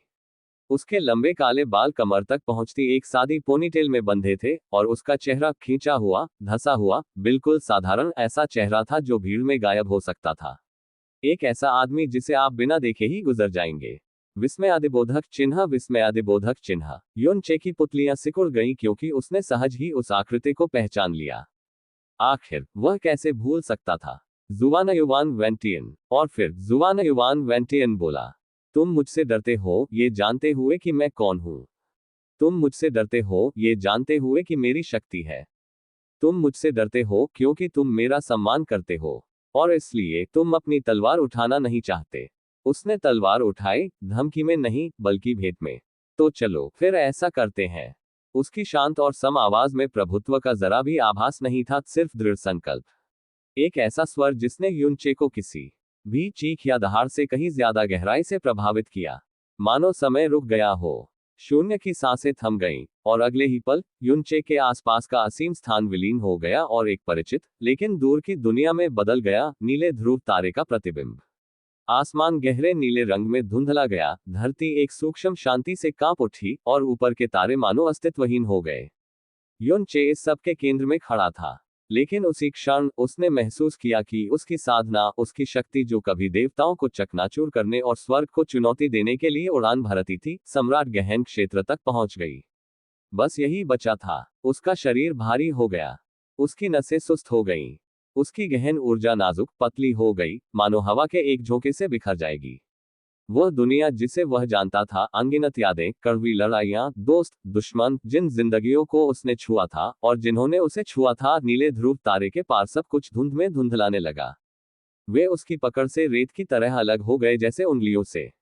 यहाँ तक कि ली सुओ, जिसकी उपस्थिति उसकी आत्मा की गहराइयों से कभी नहीं गई थी, भी बंद, अगम्य, मौन था। मानो उसने जो कुछ भी सहा था, वह एक सपने से ज्यादा कुछ नहीं था। और अब वह जाग गया था, वापस शुरुआत में। और उसके सामने जुवानयुवान वेंटियन, कभी स्वयंभू स्वर्गीय सम्राट, अपने होठों पर एक विकृत मुस्कान लिए ऊंचा खड़ा था।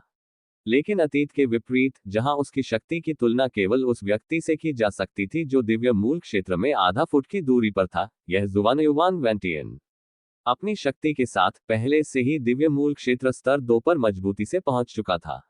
एक हाथ में उसने एक लंबी तलवार पकड़ी हुई थी, जिसका ब्लेड अंधेरी ऊर्जा से गूंज रहा था, और दूसरे हाथ में एक स्त्री। इतनी मनमोहक सुंदरता की दुनिया ही उसके सामने धुंधली सी लग रही थी। उसकी उपस्थिति तूफान में एक नाजुक फूल की तरह थी। लेकिन अब उसकी सुंदरता दर्द से फीकी पड़ गई थी, उसका चेहरा पीला पड़ गया था, उसके होंठ कांप रहे थे।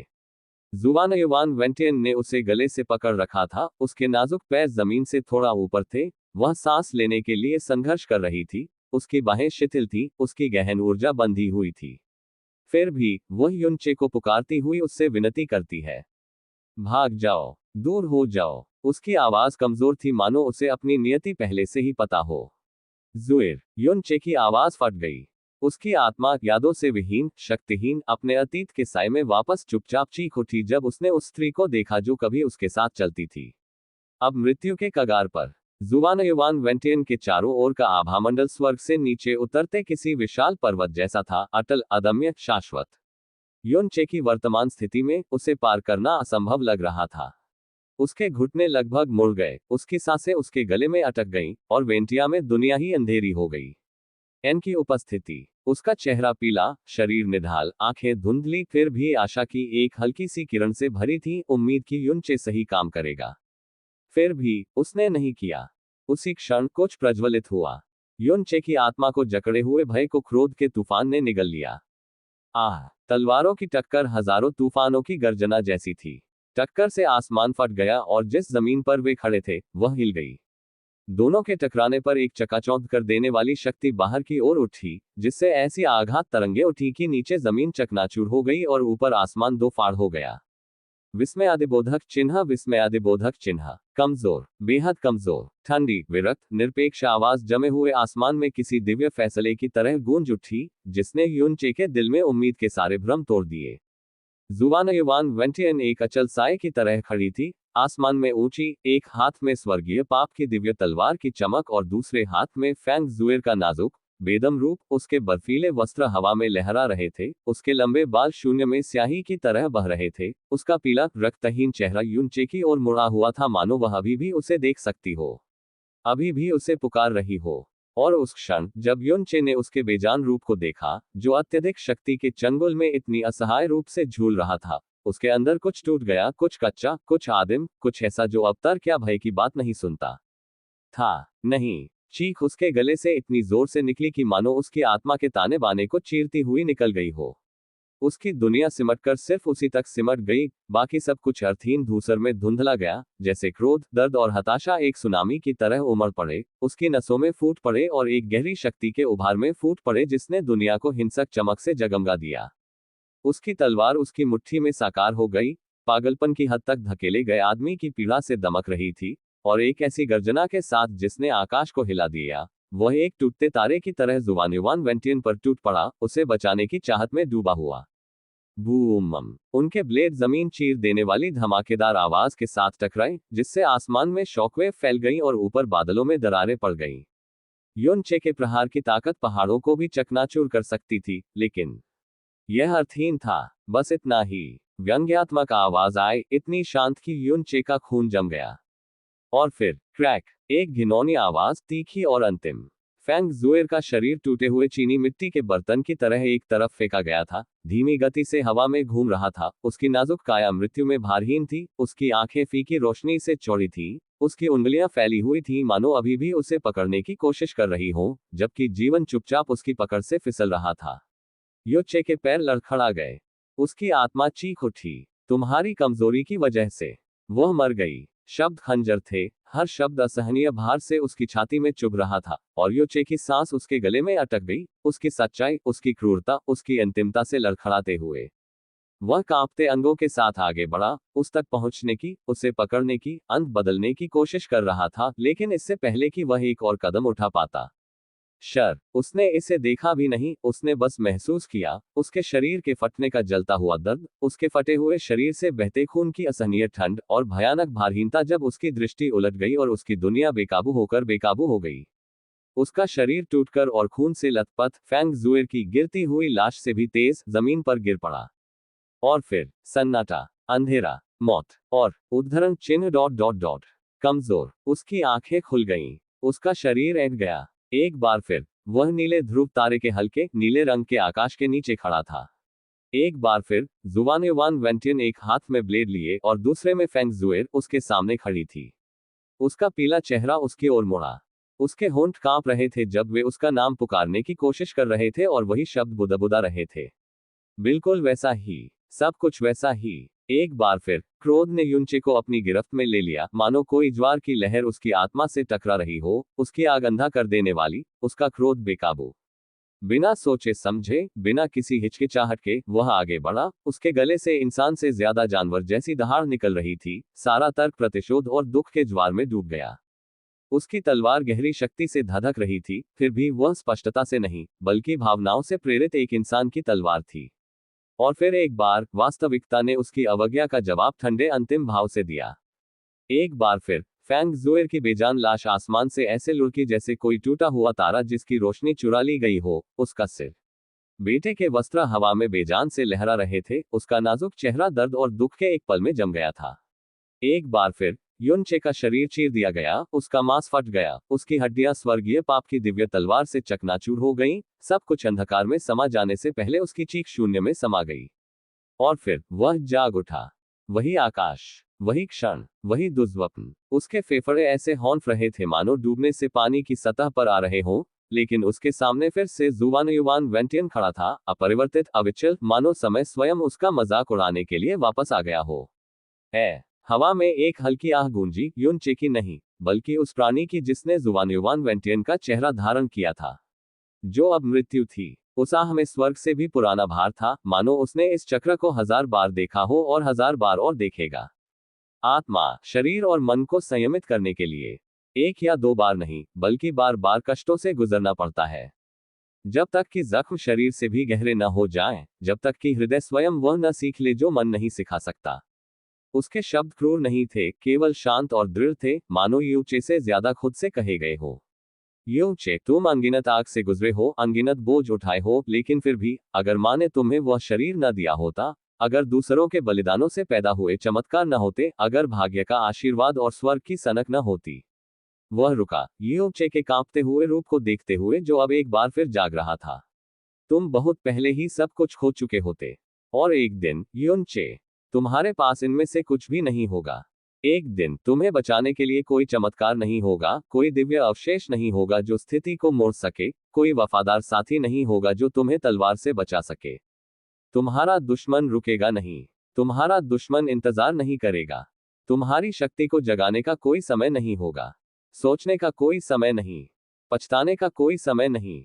उसके आसपास की हवा मानो शांत हो गई, मानो आकाश भी सुन रहा हो। कभी कभी उसने फुसफुसाया, बहुतों को बचाने के लिए किसी एक को छोड़ देना पड़ता है। कभी कभी भविष्य को सुरक्षित रखने की कीमत उस चीज से अलग होना होती है जो तुम्हारे लिए सबसे कीमती है। उसकी आवाज खामोश हो गई, लेकिन उसके शब्दों का भार अदृश्य जंजीरों की तरह बना रहा। और फिर भी युनचे अपनी यादों के साथ, अपने क्रोध, अपने दुख, फैंग जुएर को बार बार मरते देखने के असहनीय बोझ के साथ उसी रास्ते को चुनता रहा। इसलिए नहीं कि उसे कुछ महसूस नहीं हुआ, बल्कि इसलिए कि वह खुद को रोक नहीं सका। क्योंकि दर्द अभी तक इतना गहरा नहीं हुआ था कि क्रोध से परे कुछ जगा सके। और मृत्यु बस इंतजार कर सकती थी। क्योंकि अभी के लिए युनचे फंसा हुआ था चक्र में नहीं, बल्कि खुद में। बाहर शून्य के सन्नाटे में युन चे निश्चल बैठा था। उसका शरीर बिल्कुल स्थिर था, फिर भी भीतर उसकी आत्मा कांप रही थी, मानो किसी अंतहीन तूफान से तड़प रही हो। उसके माथे पर पसीना, उसके अंगों का कांपना और उसकी आभा में हल्की सी विकृतियां, ये सब उस पीड़ा की गवाही दे रहे थे जिसने उसके आंतरिक संसार को झकझोर दिया था।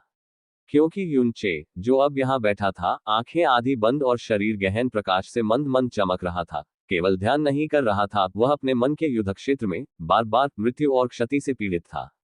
हर वार, हर चीख, हर असफलता जिसने उसे भीतर से तोड़ दिया, वह मृत्यु द्वारा उस पर डाली गई परीक्षा का प्रतिबिंब मात्र थी। एक ऐसी परीक्षा जो शारीरिक नहीं थी, बल्कि जिसने उसकी आत्मा के मूल को जख्मी कर दिया था। थोड़ी दूर पर, जिसे मृत्यु कहा जाता है, अब एक बार फिर शांत गंभीरता का आवरण ओढ़े खामोश खड़ा था, उस युवक को देख रहा था। उसकी निगाहें भाव शून्य अथाह थीं, मानो वह युन चे के हृदय में उमड़ते दर्द के हर धागे को पढ़ रहा हो। हर मृत्यु, हर पुनरावृत्ति, हर टूटा हुआ क्षण उसकी इच्छा शक्ति द्वारा गढ़ा गया था, उद्देश्यपूर्ण ढंग से रचा गया था, क्रूरता से नहीं। यह परीक्षा दंड देने के लिए नहीं, बल्कि संयम बरतने के लिए थी। वह धीरे से मुड़ा, उसके फटे हुए काले वस्त्र इस असीम निर्जीव धरातल की जमी हुई धरती पर छाया की तरह घिसट रहे थे। उसी क्षण उसके पीछे अंतरिक्ष में एक दूसरी उपस्थिति डोल उठी, शुद्ध श्वेत प्रकाश में नहाया हुआ एक साया, नाजुक और दीप्तिमान, फिर भी इतना हल्का सा कांप रहा था मानो यहाँ खड़े होने का कार्य ही उसके साहस की सीमाओं की परीक्षा ले रहा हो। वह ली सू थी, युन चे की आत्मा के पवित्र स्थान से इतनी निरपेक्ष शक्ति द्वारा अनिच्छा से अलग कर दिए जाने के बाद कि वह उसका विरोध नहीं कर सकी। वह अब एक बार फिर दुनिया में खड़ी थी, अलग, असुरक्षित और उस एक अस्तित्व के आमने सामने जिससे उसके दिव्य सार का हर कण उसे भागने की चेतावनी दे रहा था। उसकी दिव्य आभा कांप उठी, उसकी उंगलियां भींच गईं, और उसके रूप को ढंकने वाला प्रकाश का दीप्तिमान आवरण बेतरतीब ढंग से टिमटिमा रहा था, क्योंकि वह अपने डर से लड़ रही थी। हालांकि उसके चेहरे पर शांति थी, उसके शरीर ने सच्चाई को उजागर कर दिया, उसके अस्तित्व का हर रेशा उसे भागने, छिपने, उसकी उपस्थिति से गायब होने के लिए चिल्ला रहा था। और फिर उसकी आवाज धीमी, ठंडी और पुरानी बोली, डरो मत छोटी बहन, मैं तुम्हें कोई नुकसान नहीं पहुंचाऊंगा। उसके स्वर में कोई धमकी नहीं थी, कोई दुर्भावना नहीं थी, बस एक शांत निश्चितता थी जिसने किसी तरह इसे और भी भयावह बना दिया था। क्योंकि उसके लिए वह नाम छोटी बहन बिना किसी स्मृति के आया था। और फिर भी यह उसकी आत्मा में गहराई से गूंजता रहा और ऐसी भावनाओं को जगाता रहा जो अस्तित्व में नहीं होनी चाहिए थी। मन से नहीं, बल्कि उस नियम से जो उसे बनाता है, भय का आह्वान करते हुए। आवाज सुनते ही ली सू की आंखें चौड़ी हो गईं, और बिना किसी हिचकिचाहट के वह एक बार पीछे हटी, फिर दोबारा, जब तक कि उसका आकार धुंधला होकर दूर नहीं हो गया। वो तब तक नहीं रुकी जब तक कि वह लाखों मील दूर नहीं पहुंच गई, एक ही सांस में खाली जगह को पार करते हुए, हर धड़कन के साथ उसका दिल तेजी से धड़क रहा था। वहां जहां तक वह पहुंच सकती थी, सबसे दूर कोने में, ली सू आखिरकार रुक गई। उसके हाथ तेजी से हिलने लगे, दिव्य अवरोधों की परत दर परत खड़ी करते हुए, अपने चारों ओर जीवन और प्रकाश की सुरक्षात्मक संरचनाएं बुनते हुए, जब तक कि मृत्यु की आभा का एक हल्का सा झोंका भी उसमें से न गुजर सका। तभी वह घुटनों के बल बैठ गई, चुपचाप सांस लेते हुए, अपनी बाहों को अपने चारों ओर लपेटते हुए, जैसे उसकी आंखें सावधानी से अपने द्वारा बनाए गए प्रकाश के पर्दों से झांक रही थी, सबसे दूर से देख रही थी।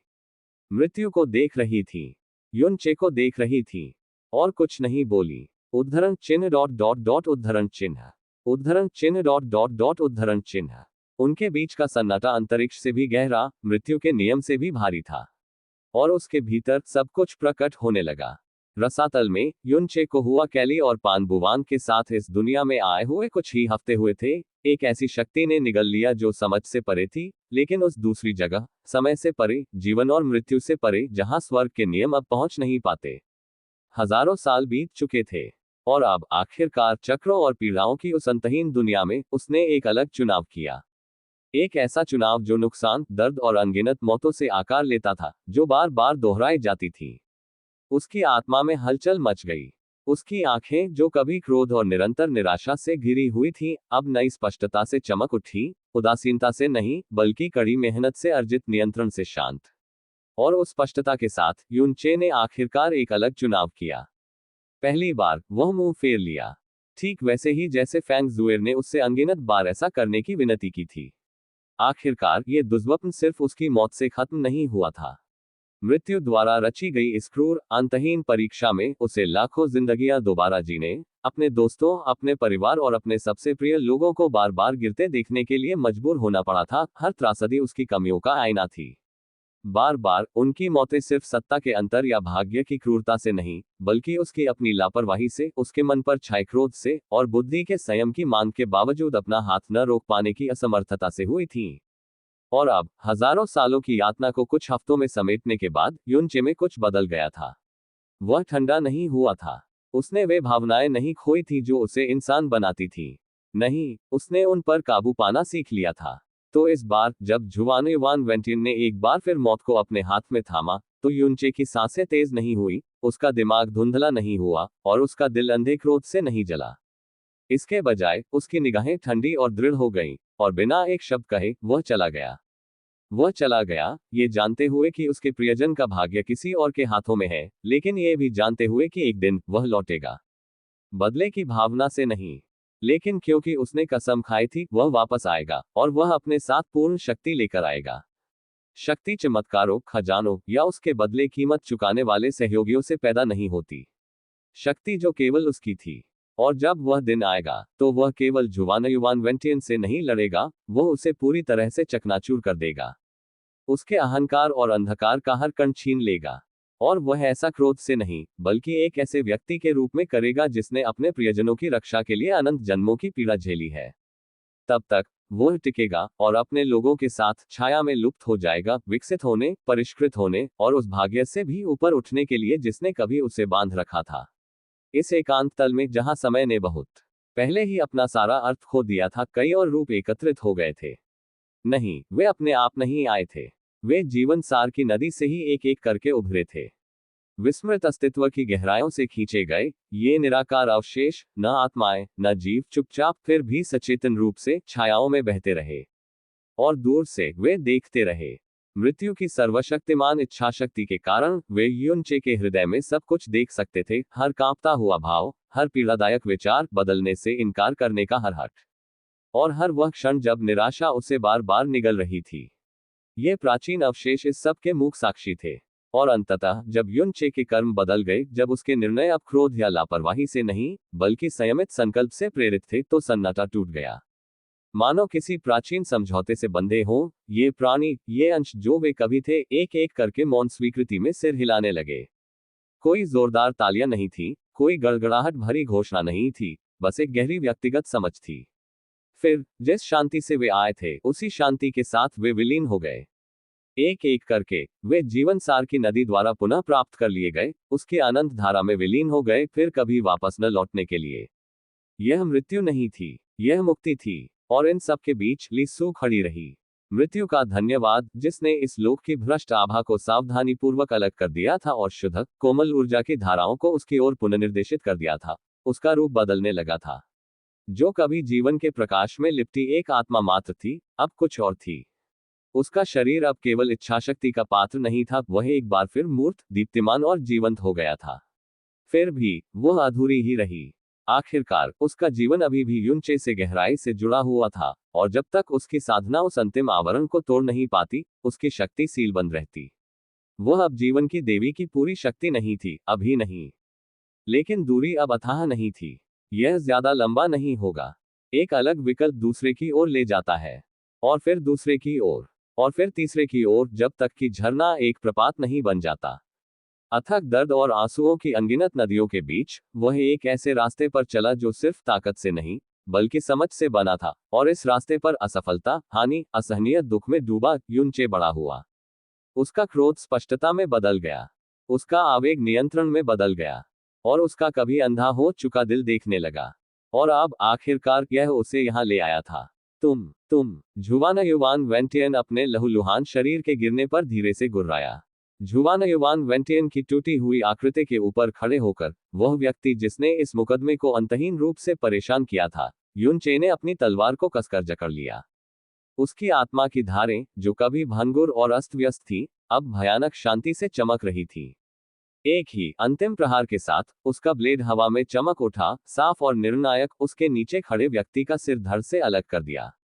जैसे ही जुवानयुवान वेंटियन का निर्जीव शरीर धूल में मिल गया, युन चे की आंखें चमक उठी, संतुष्टि से नहीं, बल्कि उद्देश्य से। यातना समाप्त हो गई थी। प्रतिशोध से नहीं, बल्कि विकास के साथ। फिर, बिना किसी चेतावनी के, वह मायावी दृश्य नाजुक क्रिस्टल की तरह बिखर गया, शून्य में बिखर गया और जुवानयुवान वेंटियन के विकृत मुकदमे की गूंज खामोशी में खो गई। उसकी जगह युन चे की सच्ची यादें लौटने लगी, पूरी नहीं, अभी तक नहीं, लेकिन इतनी कि उसकी आत्मा को उसके अतीत के एक बिंदु की ओर पुनः उन्मुख कर सके। अंतहीन मृत्यु और पछतावे की कभी प्रबल स्मृतियां अब उसके हृदय में एक सुप्त ज्वाला की तरह दफन हो गई थी। उनकी जगह उभर कर आई यादें, उसके जीवन के एक महत्वपूर्ण क्षण की। अग्नि फीनिक्स की कृपा से उसके चमत्कारी पुनर्जन्म के ठीक बाद की। वह यात्रा कर रहा था, एक बार फिर आकाश की सैर कर रहा था, लेकिन इस बार हिमगीत क्षेत्र की ठंडी हवा में। उसके बगल में उसकी स्वामिनी, अद्वितीय शीतल और सुंदर म्यू शिवानेन खड़ी थी। उसकी उपस्थिति सांसों की तरह परिचित थी। पास ही दो अन्य महिलाएं भी उनके साथ थीं, शुई मेइन, उसकी मंगेतर जिसकी आंखें सितारों और गर्मजोशी से भरी थीं, और जिया किंग्युए, स्वयं चंद्रदेव सम्राट, जिसकी अलौकिक दृष्टि अनगिनत रहस्यों को छुपाए हुए थी। वे शाश्वत स्वर्ग देव क्षेत्र की ओर जा रहे थे। विस्मयादिबोधक चिन्ह, विस्मयादिबोधक चिन्ह। जब वह शाश्वत स्वर्ग में पहुंचा, जहां अनगिनत गहन साधक और देव सम्राट दीप्तिमान वैभव में एकत्रित थे, युन चे ने अपने पद के अनुरूप शालीनता और संयम के साथ प्रणाम किया। विनम्र, आदरणीय, संयमित। फिर भी उन झुकी हुई आंखों के पीछे उसकी आत्मा देख रही थी। और फिर उसने इसे महसूस किया। एक नजर, ठंडी, गहरी, विशाल। ड्रैगन सम्राट लोंग बाय, शक्तिशाली सम्राट का व्यवहार हमेशा की तरह परिष्कृत था, उसका चेहरा पत्थर की तरह अस्पष्ट था। लेकिन युन चे, हालांकि उसकी स्मृति में जुवानयुवान वेंटियन परीक्षणों का कोई निशान नहीं था, उसे महसूस कर रहा था। वह हत्या का इरादा। लोंग बाय ने इसे चाहे कितनी भी सूक्ष्मता से छुपाया हो, चाहे उसने अपने दिल के जहर को शाही शांति के पर्दे के पीछे कितनी भी अच्छी तरह छुपाया हो, युन चे ने सब कुछ देख लिया था। दिन के उजाले की तरह साफ। भले ही उसे अब याद ना हो कि क्यों। उसकी आत्मा ने सीख लिया था। उस क्षण के बाद से युन चे ने जो भी चुनाव किए, वे काफी तेजी से उनसे अलग हो गए जिन पर वह कभी चला था। वास्तविक दुनिया में, उस पूर्व जन्म में, दूसरों ने ही उसका मार्ग प्रशस्त किया था। वह दूसरों के अटूट समर्थन और शैतान रानी की अदम्य महत्वाकांक्षा के साथ ईश्वरीय क्षेत्र के शिखर पर पहुंचा। उसका नाम कानून बन गया, उसका क्रोध एक दैवीय विपत्ति। कोई भी उसका विरोध करने की हिम्मत नहीं कर सका। यह सब उसके साथियों के समर्थन के कारण हुआ। लेकिन इस बार यह अलग था। वह अपनी बेहतर समझ और चतुराई से अपने दम पर शिखर पर पहुंच गया। यहां तक कि जब रसातल के शूरवीर मोबिचिन अपने भयानक अनुचरों के साथ रहस्यमय शून्य से नीचे उतरे, तब भी वह टकराव जिसने कभी स्वर्ग को हिला दिया था, अलग तरह से हुआ। क्योंकि इस बार युन चे बदल गया था। अब उसकी आंखों में अहंकार और क्रोध का बादल नहीं था, और उसका हृदय 10,000 वर्षों के दर्द और अंतहीन परीक्षणों से कठोर था। युन चे ने न केवल शक्ति से, बल्कि सटीकता, चतुराई और शांत निश्चय के साथ काम किया। उसने योजनाओं को उनके सामने आने से पहले ही भांप लिया। उसने कोई लापरवाही नहीं बरती, कोई चारा नहीं खाया, किसी दुश्मन को हमला करने का मौका नहीं दिया। उसके फैसले तेज, फिर भी बुद्धिमानी भरे थे, तलवार की तरह तेज लेकिन समुद्र की तरह गहरे। और इस तरह एक भी जान नहीं गई। उसका परिवार, उसके प्रेमी, उसके कट्टर सहयोगी, वे सभी बच गए, उस तूफान से अछूते जिसने कभी उन्हें निगल लिया था। और एक सच्चे सम्राट की शांति के साथ, युन चे ने अपनी शर्तों पर रसातल में कदम रखा, हताशा से नहीं, बल्कि संप्रभुता से। फिर दृश्य बिखर गया। दैवीय दबाव में कांच की तरह दृष्टि बिखर गई, और युन चे की चेतना उस निर्जीव तल में वापस लौट आई जहां वह इतने लंबे समय से बैठा था। उसका शरीर हिंसक रूप से कांप उठा, क्योंकि उसकी सच्ची यादें वापस उमड़ आईं, सच्चाई की एक ज्वार की लहर की तरह उस पर टूट पड़ी। हर टुकड़ा लौट आया, दर्द, जीत, बलिदान, चेहरे, खून, निराशा। एक क्षण के लिए उसका मन समय रेखाओं के बीच फंसा, जो था और जो हो सकता था उसके बीच उलझा रहा। लेकिन फिर उसने इसे स्वीकार कर लिया। उसने अपनी यात्रा की सच्चाई को स्वीकार कर लिया। उसने अपनी खामियों को स्वीकार कर लिया। उसने अतीत के असहनीय बोझ को स्वीकार कर लिया।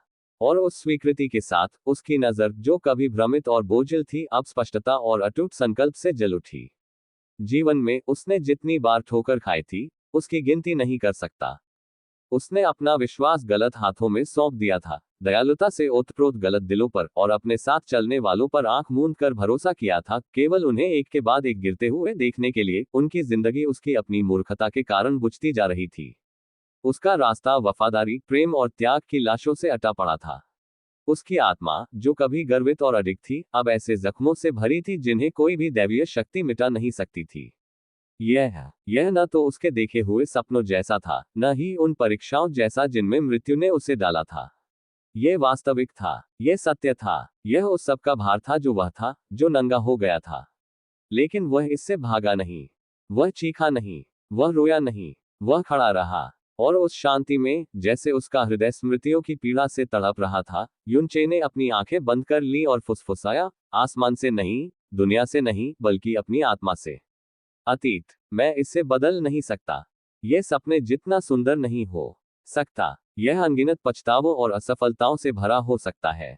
लेकिन इस क्षण से आगे, यही और जो भी भविष्य आए, मैं भाग्य और नियति को अपने हाथ में रखूंगा। वे शब्द, हालांकि धीरे से कहे गए थे, एक दिव्य आदेश की तरह गूंज रहे थे। एक प्रतिज्ञा जो हताशा की नहीं, बल्कि पूर्ण इच्छाशक्ति की थी। और मानो स्वर्ग स्वयं साक्षी हो, उसके चारों ओर का क्षेत्र गूंज उठा। एक गहरी प्राचीन प्रतिध्वनि दुनिया के ताने बाने में कंपन कर रही थी, मानो स्वर्गीय नियम ही उसकी प्रतिज्ञा के लिए जागृत हो गए हो। युनचे की आत्मा कांपने लगी।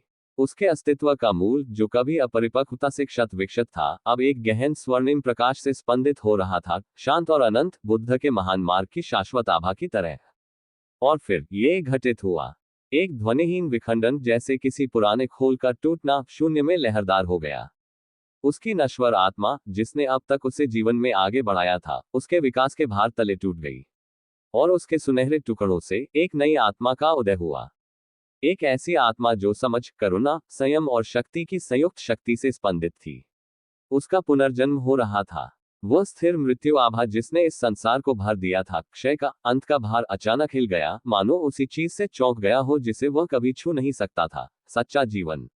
अचानक रसातल हिल उठा। मृत्यु आभा, उसके चारों ओर के नियम, और यहाँ तक कि इस परित्यक्त लोक की सुप्त शक्तियां भी हिंसक रूप से कांपने लगी, जैसे वे भीतर की ओर उमड़ रही हो, तारों की तरह युनचे की आरोही आत्मा में घूमती और ढहती जा रही हो। और फिर रंबली, एक दिव्य गर्जना शून्य में गूंजी, जैसे ही युनचे की आत्मा अंतिम अवरोध को तोड़कर और ईश्वरीय आत्मा के दिव्य लोक में उड़ गई। एक बार जब युनचे की आत्मा दिव्य लोक में प्रवेश कर गई, तो उसके नश्वर स्वरूप के शेष निशान, उसका दोषपूर्ण, आवेगशील स्वभाव, उसकी मानवीय आभा, सुबह के सूरज के सामने धुंध की तरह गायब हो गए। उनकी जगह एक दिव्य आभा उमड़ पड़ी, अदूषित और असीम। इस परित्यक्त लोक में भी, जहां मृत्यु का नियम सर्वोच्च था और जीवन बहुत पहले ही समाप्त हो चुका था, युनचे के जीवन और पुनर्जन्म की आभा रसातल में कमल की तरह खिल उठी, क्षय के विरुद्ध डटकर खिल रही थी। उसके अनंत आंतरिक लोकों से एक परिवर्तन शुरू हुआ। उसके भीतर अनगिनत लोक हिल गए, हर लोक, जो कभी सुप्त था, अब दिव्य अनुनाद से स्पंदित हो उठा। उसकी सफलता से आकर्षित होकर दिव्य ऊर्जा की नदियां उनके आकाश और धरती से बहने लगी। और फिर युनचे की आंखें धीरे धीरे खुली।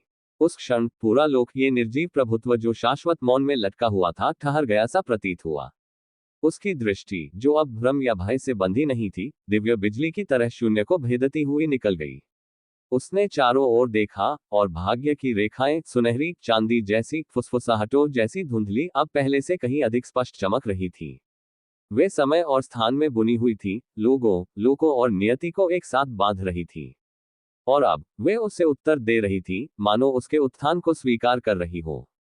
फिर उसकी दिव्य दृष्टि हटकर मृत्यु पर पड़ी, जो शांति से खड़ी थी, उसे एक फीकी, अस्पष्ट मुस्कान के साथ देख रही थी।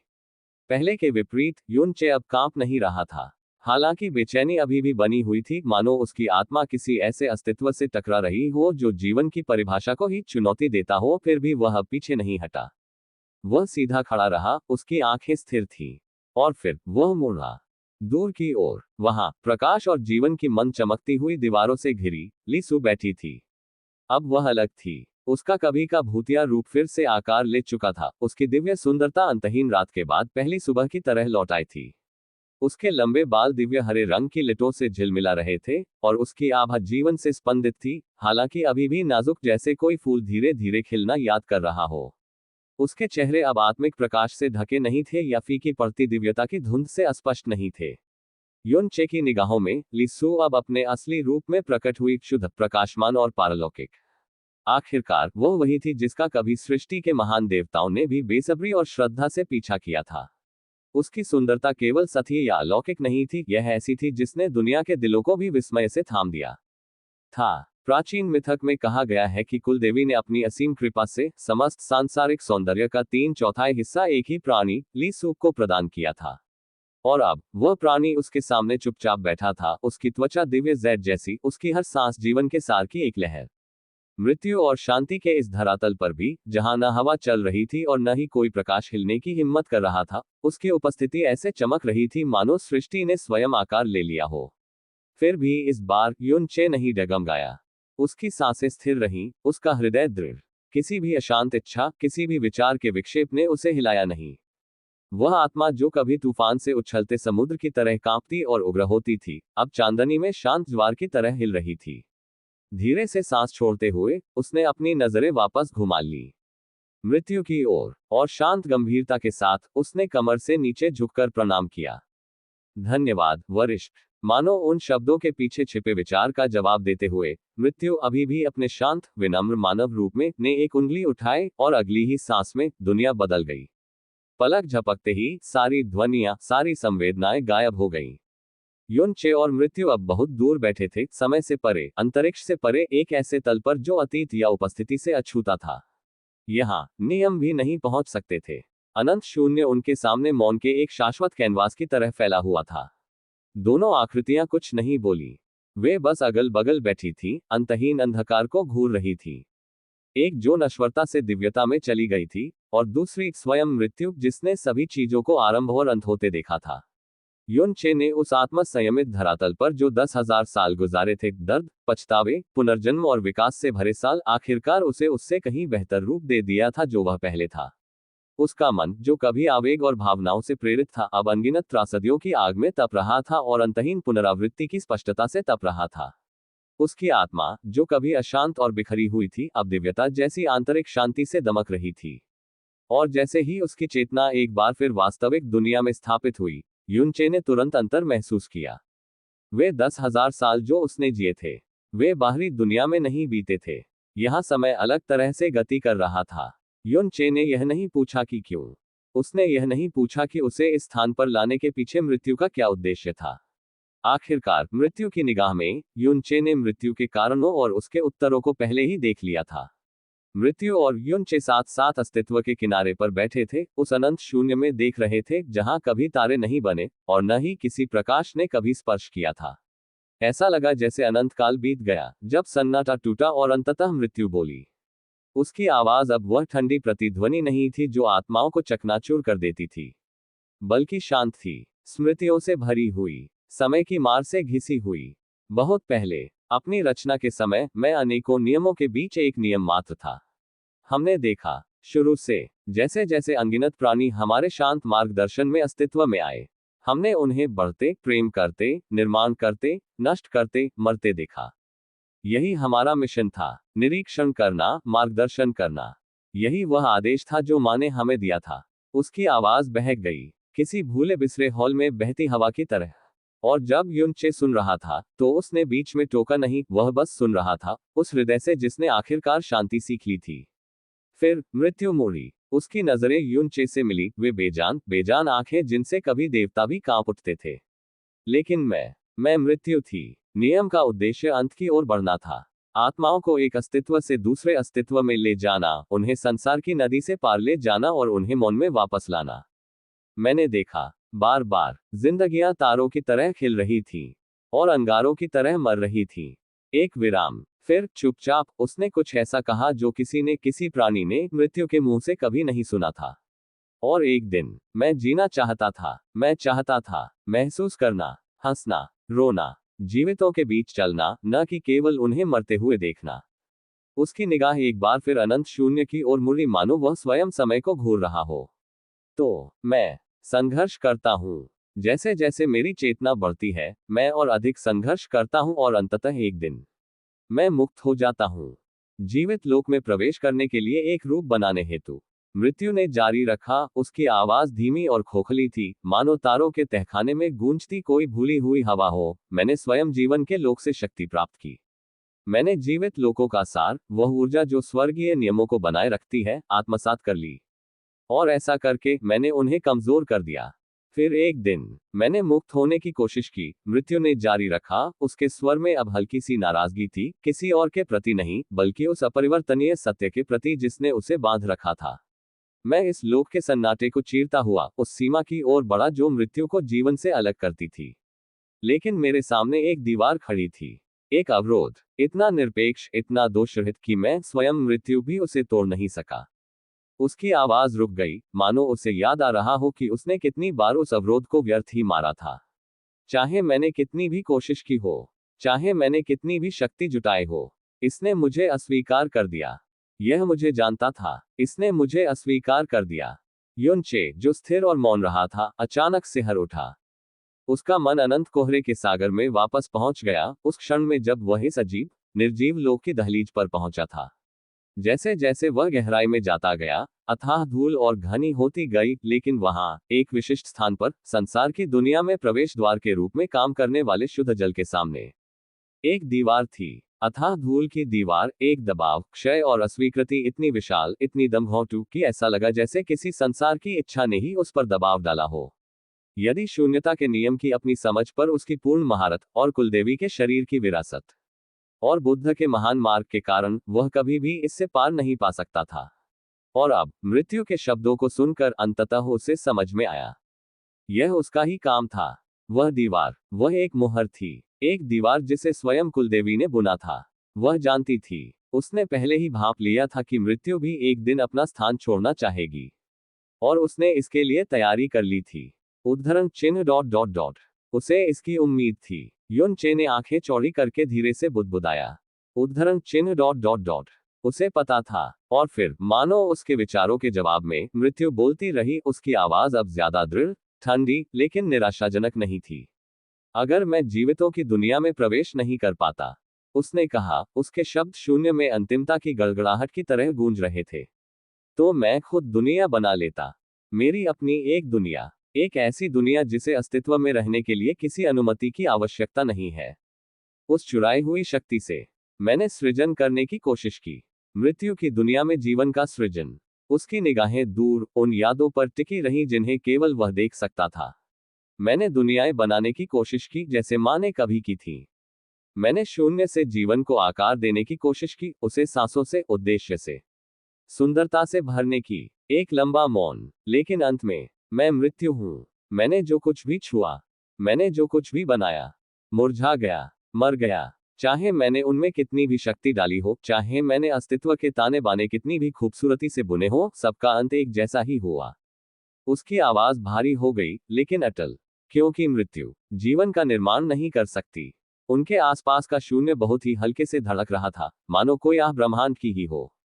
और अंततः उसने कहा, उसकी आवाज धीमी बुदबुदाहट में बदल गई और उसकी आंखें धीरे से बंद हो गईं। मैंने कुछ सोचा, अगर मैं यहां जीवन का निर्माण नहीं कर सकता, और मैं इस जगह को नहीं छोड़ सकता, तो क्या होगा अगर मैं एक ऐसी दुनिया बनाऊं जो जीवन को आश्रय दे सके, जो जीवित लोगों के अनुकूल हो, और उस दुनिया को उस बाधा से परे धकेल दे जो मुझे सीमित करती है।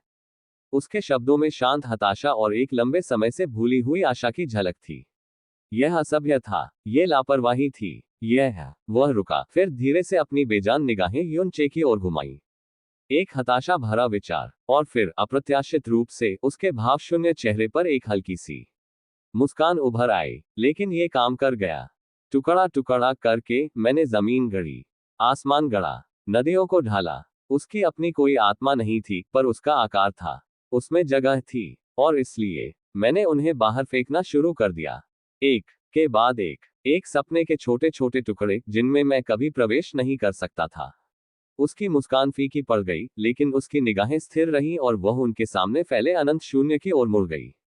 और इसलिए उसने कहा, हर शब्द अर्थ से भरा हुआ था। जिस दुनिया को तुम रसातल के नाम से जानते हो, उसका जन्म हुआ। मृत्यु की व्याख्या के दौरान युनचे चुपचाप सुनता रहा। हालांकि उसके हृदय में सदमा उमड़ रहा था, उसका मन स्थिर रहा, हर शब्द को ध्यान से पचा रहा था। और जितना अधिक वह इसके बारे में सोचता उतना ही सब कुछ समझ में आने लगता। यह अथाह सत्य संभवतः वह वास्तविकता थी जिसे वह अब तक देख नहीं पाया था।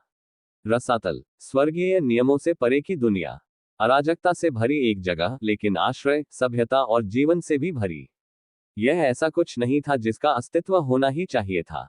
युनचे अस्तित्व में मौजूद लगभग किसी भी प्राणी से ऊंचा उठ गया था, और शक्ति में प्रत्येक वृद्धि के साथ वो दुनिया के उन सत्यों को देखने लगा जो कभी उससे दूर थे। रसातल, ऐसा कुछ नहीं था जिसे तथाकथित प्राचीन सच्चे देवता बना सकते थे।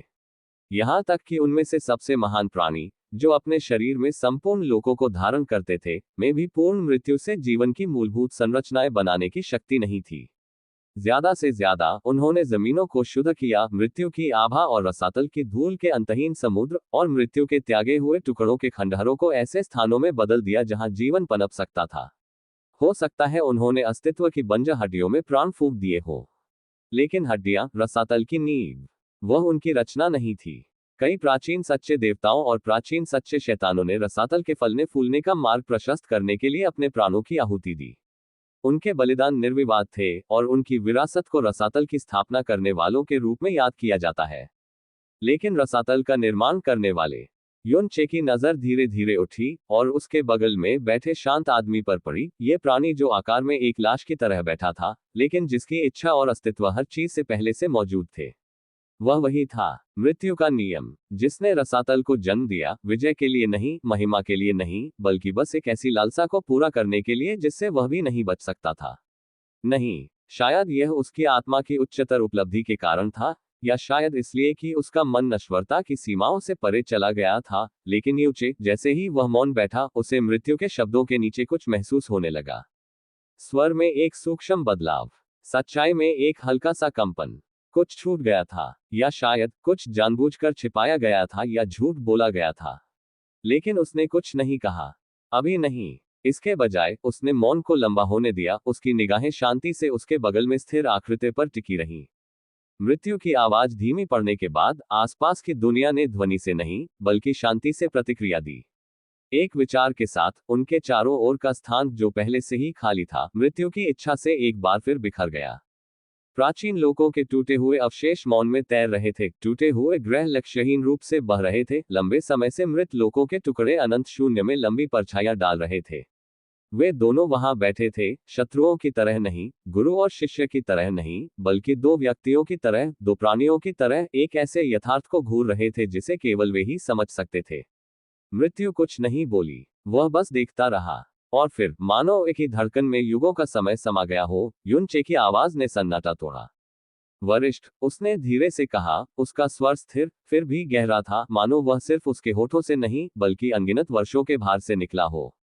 उस समय आपने मुझे बताया था कि स्वर्गीय नियमों को उनके पूर्व गौरव पर वापस लाने का एक तरीका है। उस समय मुझे यकीन नहीं था कि आपका क्या मतलब था। अब तक नहीं। उसकी निगाहें धीरे धीरे घूमी, मृत्यु पर टिक गईं, डर से नहीं, विस्मय से नहीं, बल्कि गंभीरता से। तुमने मुझे अपनी उत्पत्ति, अपनी शक्ति, यहां तक कि रसातल के जन्म के बारे में भी बताया, लेकिन तुमने मुझे यह नहीं बताया कि इसकी कीमत क्या होगी। तो बताओ, सीनियर। युनचे की आंखें दिव्य प्रकाश से चमक उठी। उसकी आत्मा अब इतनी परिष्कृत हो चुकी थी कि शब्दों के बीच छिपे सत्य को नजरअंदाज नहीं कर सकती थी। उद्धरण चिन्ह डॉट डॉट डॉट। क्या स्वर्गीय मार्ग को पुनर्स्थापित करने की विधि में तुम्हें वापस उसी रूप में लाना शामिल है जैसा तुम पहले थे? शब्द मौन में बिजली की तरह गिरे। और जैसे ही उसने ये पूछा, युनचे समझ गया। वो समझ गया कि मृत्यु इतनी देर से शून्य को क्यों घूर रही थी, क्यों उसकी आंखों में, बेजान होते हुए भी, बिछड़ने की गहराई थी। यह पुरानी यादें नहीं थी, यह एक विदाई थी। युनचे के लिए नहीं, बल्कि इस दुनिया के लिए। लगता है तुम्हारा प्रशिक्षण समय की बर्बादी नहीं था। मृत्यु की आवाज में एक शांत संतुष्टि गूंजी, एक ऐसी आवाज जो भारी और अजीब तरह से गर्व से भरी हुई थी। युनचे की अंतर्दृष्टि से वह आश्चर्यचकित नहीं हुआ, बल्कि उसने उसका स्वागत किया, मानो वह इस पल का लंबे समय से इंतजार कर रहा था। एक फीकी, लगभग अगोचर मुस्कान उसके होठों के कोनों को छू गई, जैसे ही उसने अपनी नजरें फिर से अपने सामने फैले अंतहीन शून्य पर घुमाई। जैसा कि तुम्हें अंदाजा होने लगा है, उसने शुरू किया। उसकी आवाज शांत, कालातीत और खोए हुए युगों के भार से गूंज रही थी। क्योंकि मैंने उन सभी नियमों और शक्तियों का इस्तेमाल किया था जो कभी आदिकाल के दौरान दुनियाओं पर शासन करती थी, इन शून्यों को, कभी जीवित लोगों के इन टूटे हुए टुकड़ों को आकार देने के लिए। स्वर्गीय नियमों को उनके पूर्व स्वरूप में पुनर्स्थापित करने का एकमात्र तरीका यह है कि मैंने जो कुछ भी बनाया है उसे वापस उसी रूप में लौटा दूं जैसा मेरे हस्तक्षेप से पहले था, शून्य में वापस। उसके शब्द, हालांकि सरल थे, एक ऐसी अंतिमता लिए हुए थे जिससे उनके आसपास का अनंत स्थान भी छोटा लगने लगा। एक बार जब मैंने जो कुछ भी गढ़ा है, मृत विमान, बहते हुए संसार, अस्तित्व के विकृत टुकड़े विलीन हो जाते हैं एक बार फिर शून्य में। मैं उस शून्य को लेकर उसे जीवितों के लोक में लौटा दूंगा, नष्ट करने के लिए नहीं, बल्कि पुनर्निर्माण के लिए, क्योंकि उस क्षण नियमों का संतुलन फिर से लिखा जाएगा। स्वर्गीय नियमों का पुनर्जन्म होगा, फिर से संपूर्ण, जैसे वे एक बार थे जब माँ ने पहली बार उन्हें अस्तित्व में लाया था। युन चे चुप रहा, लेकिन उसकी सांसें धीमी हो गई थी, उसका दिल भारी था। वह समझ गया, और इसके साथ ही मृत्यु ने जारी रखा, उसका स्वर अब दूर था, मानो वह पहले ही इस जगह से परे हो चुका हो। जो किया जाना चाहिए उसकी विरासत में पहले से ही विलीन हो रहा हो। दुनिया एक बार फिर सच्चे देवताओं और सच्चे शैतानों का पोषण करने में सक्षम होगी। यहां तक कि सृष्टि देवताओं या शैतान सम्राटों के स्तर पर कुछ प्राणियों का उत्थान भी अब असंभव नहीं होगा। यदि कोई जीवित प्राणी नश्वर या दिव्य मृत्यु द्वारा कहे गए शब्दों को सुन ले तो वह केवल चौंकी नहीं जाएगा, वह उसके भार से मर जाएगा, अविश्वास में वापस जीवित हो जाएगा, और सत्य के अथाह गुरुत्वाकर्षण से एक बार फिर नष्ट हो जाएगा। यह सोचना कि स्वर्गीय नियमों को उनकी पूर्व प्राचीन अवस्था में पुनर्स्थापित करने का तरीका, वे ही नियम जिन पर सारा अस्तित्व निर्भर करता है, इतना सरल था, इतना विनाशकारी रूप से सरल। और फिर भी विडंबना यह है कि इतनी सरलता थी कि इस लोक तक पहुंचना, उस लोक में कदम रखना जहां मृत्यु निवास करती है, इतिहास में किसी ने भी ऐसा नहीं किया था, युन चे के अलावा कोई नहीं। बेशक युन चे ने बड़ी स्पष्टता से समझा, यह तर्क या चरणों का मामला नहीं था। यह तरीका दुनिया को आदिम अवस्था में वापस लाने जितना आसान लग सकता था, लेकिन इसकी कीमत समझ से परे थी। बिना बताए भी युन चे के तीक्ष्ण दिव्य मन और बोधगम्य आत्मा ने मृत्यु की शांत आवाज के पीछे, उसके उन शब्दों के पीछे के सत्य को पहले ही समझ लिया था जो शून्य में विदाई की हवा की तरह बह रहे थे। इस पुनर्स्थापना के लिए सब कुछ चाहिए होगा।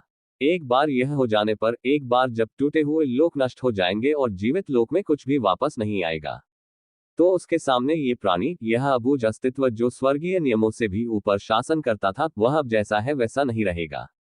वह एक नियम बनकर लौटेगा, एक स्वेच्छाचारी प्राणी नहीं, एक सचेत प्राणी नहीं, अस्तित्व, न तो कोई दृष्टा, न कोई रचयिता, न ही मृतकों का संरक्षक, बस एक नियम, अपरिवर्तनीय, अछूता, अगम्य, उस हवा की तरह जो ब्रह्मांड की दरारों से होकर गुजरती है, फिर कभी न बोलने के लिए, फिर कभी न चुनने के लिए, फिर कभी न जीने के लिए, और उसके जैसे किसी व्यक्ति के लिए, एक ऐसे प्राणी के लिए जिसने कभी मौन में देखा, जो जीवन के बारे में जिज्ञासु हुआ, जो सिर्फ अस्तित्व के लिए ईश्वरीय रचना से मुक्त हुआ, जो जीवितों के बीच चलने के लिए इतनी गहराई से तरसता था कि उसने सिर्फ महसूस करने के लिए ब्रह्मांड की पूरी व्यवस्था को ही तोड़ दिया। स्वेच्छा से ये सब त्यागना, जो कुछ भी वह बन गया है उसे त्याग देना, सिर्फ उस चीज को पुनर्स्थापित करने के लिए जो कभी थी। यह इतनी बड़ी कीमत थी कि देवता भी इसे समझ नहीं सकते थे। फिर भी वह यहाँ था, शून्य पर मंद मंद मुस्कुरा रहा था, और इसे चुकाने की तैयारी कर रहा था। लेकिन निश्चित रूप से, अगर एक अलग नजरिए से देखा जाए, भावनाओं से अलग, तर्क और निर्णय पर आधारित, तो जो कुछ भी घटित हुआ था, वह वास्तव में मृत्यु के अपने कर्मों का परिणाम था। मृत्यु ने ही जीवन के क्षेत्र को सूखा दिया था, मृत्यु ने ही संतुलन बिगाड़ा था, और यह मृत्यु ही थी जिसने उन स्वर्गीय नियमों को खंडित कर दिया जो कभी समस्त अस्तित्व को नियंत्रित करते थे। इसलिए उसके लिए स्वर्गीय नियमों को उनकी आदिम निष्कलंक अवस्था में पुनर्स्थापित करना कोई कुलीनता का कार्य नहीं, बल्कि एक प्रकार का प्रायश्चित था, समय से भी कहीं पुराने अपराध का प्रायश्चित। मृत्यु, ये प्राणी जो जीवन के बिल्कुल विपरीत था, नश्वर प्राणियों के बीच रहने की लालसा रखता था, फिर भी उसे एकांत में रहने का श्राप मिला था, और इसलिए अपनी हताशा में उसने रसातल की रचना की, कारागार के रूप में नहीं, बल्कि एक अभयारण्य के रूप में। हालांकि उसका स्वभाव जीवन का अंत करना था, फिर भी उसने इसे किसी भी प्राणी से कहीं अधिक संजोया था। रसातल उसका प्रसाद था, शून्य के बीच जीवन के लिए एक पालना। लेकिन अब उसके द्वारा किए गए नुकसान को दूर करने के लिए, जो टूट गया था उसे बहाल करने के लिए, रसातल को स्वयं ही लुप्त होना होगा। भूमि, लोग, राज्य, इन सब का अस्तित्व समाप्त हो जाएगा, और अगर इसमें एक भी आत्मा बची, तो वे भी इसके साथ नष्ट हो जाएंगे। कितना क्रूर विडंबना यह है कि मृत्यु, जो अंत का अग्रदूत है, जीवितों से सबसे ज्यादा प्रेम करती थी।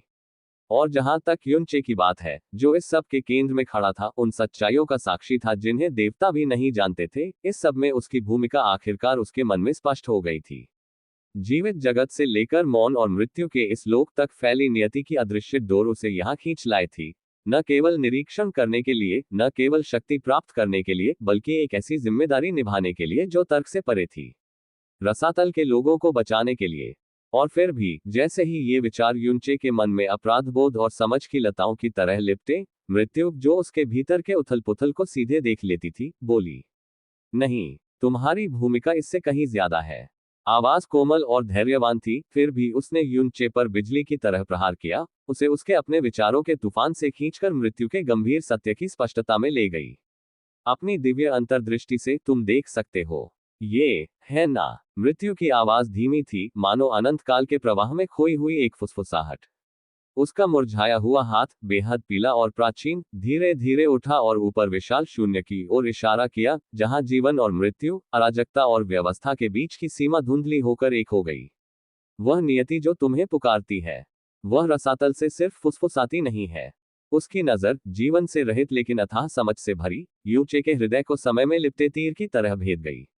वह ऊपर से पुकारती है, नश्वर जगत से, ईश्वरीय लोक से, और उससे भी परे से। युनचे की आंखें थोड़ी सिकुड़ गईं, भाग्य के अनगिनत धागे जिन्हें उसकी दिव्य दृष्टि अब उसे अनुभव करने दे रही थी, बहुत ही हल्के से कांप रहे थे। उसने उसे देखा नहीं, उसने उसे महसूस किया। वह अदृश्य खिंचाव, वह अपरिहार्य आह्वान, वह रसातल की सबसे दूर की पहुंच से ऊपर तक आदिम अराजकता में और उससे भी आगे तक फैला हुआ था। वहां कुछ हलचल हुई, कुछ प्राचीन, दुर्भावनापूर्ण, इंतजार कर रहा है। ये समझते हुए युनचे गहरी सांस लेकर आगे बढ़ा और गंभीरता से पूछा, वरिष्ठ, क्या आप जानते हैं कि वह प्राणी कितना शक्तिशाली है, जो आदिकालीन अराजकता की दीवार को तोड़ रहा है? मृत्यु ने तुरंत उत्तर नहीं दिया। वह बस शून्य में आगे देखता रहा, बिखरी हुई दुनियाओं के अवशेष उसकी खोखली आंखों में मरते हुए तारों की तरह प्रतिबिंबित हो रहे थे।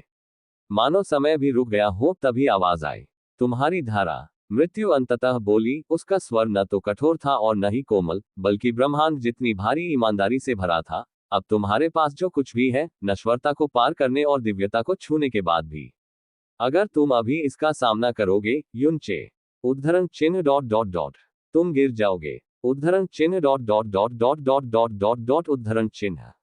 उनके बीच एक लंबा मौन छा गया, शून्य की विशालता शांत श्रद्धा से गूंज रही थी।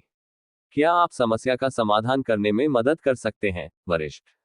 युनचे ने अंततः पूछा, उसकी आवाज धीमी थी, डर से कम, उत्तर जानने की वजह से ज्यादा। मृत्यु की निगाहें न डगमगाईं, न ही, नहीं, उसने शांत और दृढ़ स्वर में उत्तर दिया, यह ऐसी चीज है जिसका सामना तुम्हें अकेले ही करना होगा। उसकी आवाज में कोई उदासी नहीं थी, कोई अफसोस नहीं था, सिर्फ सच्चाई।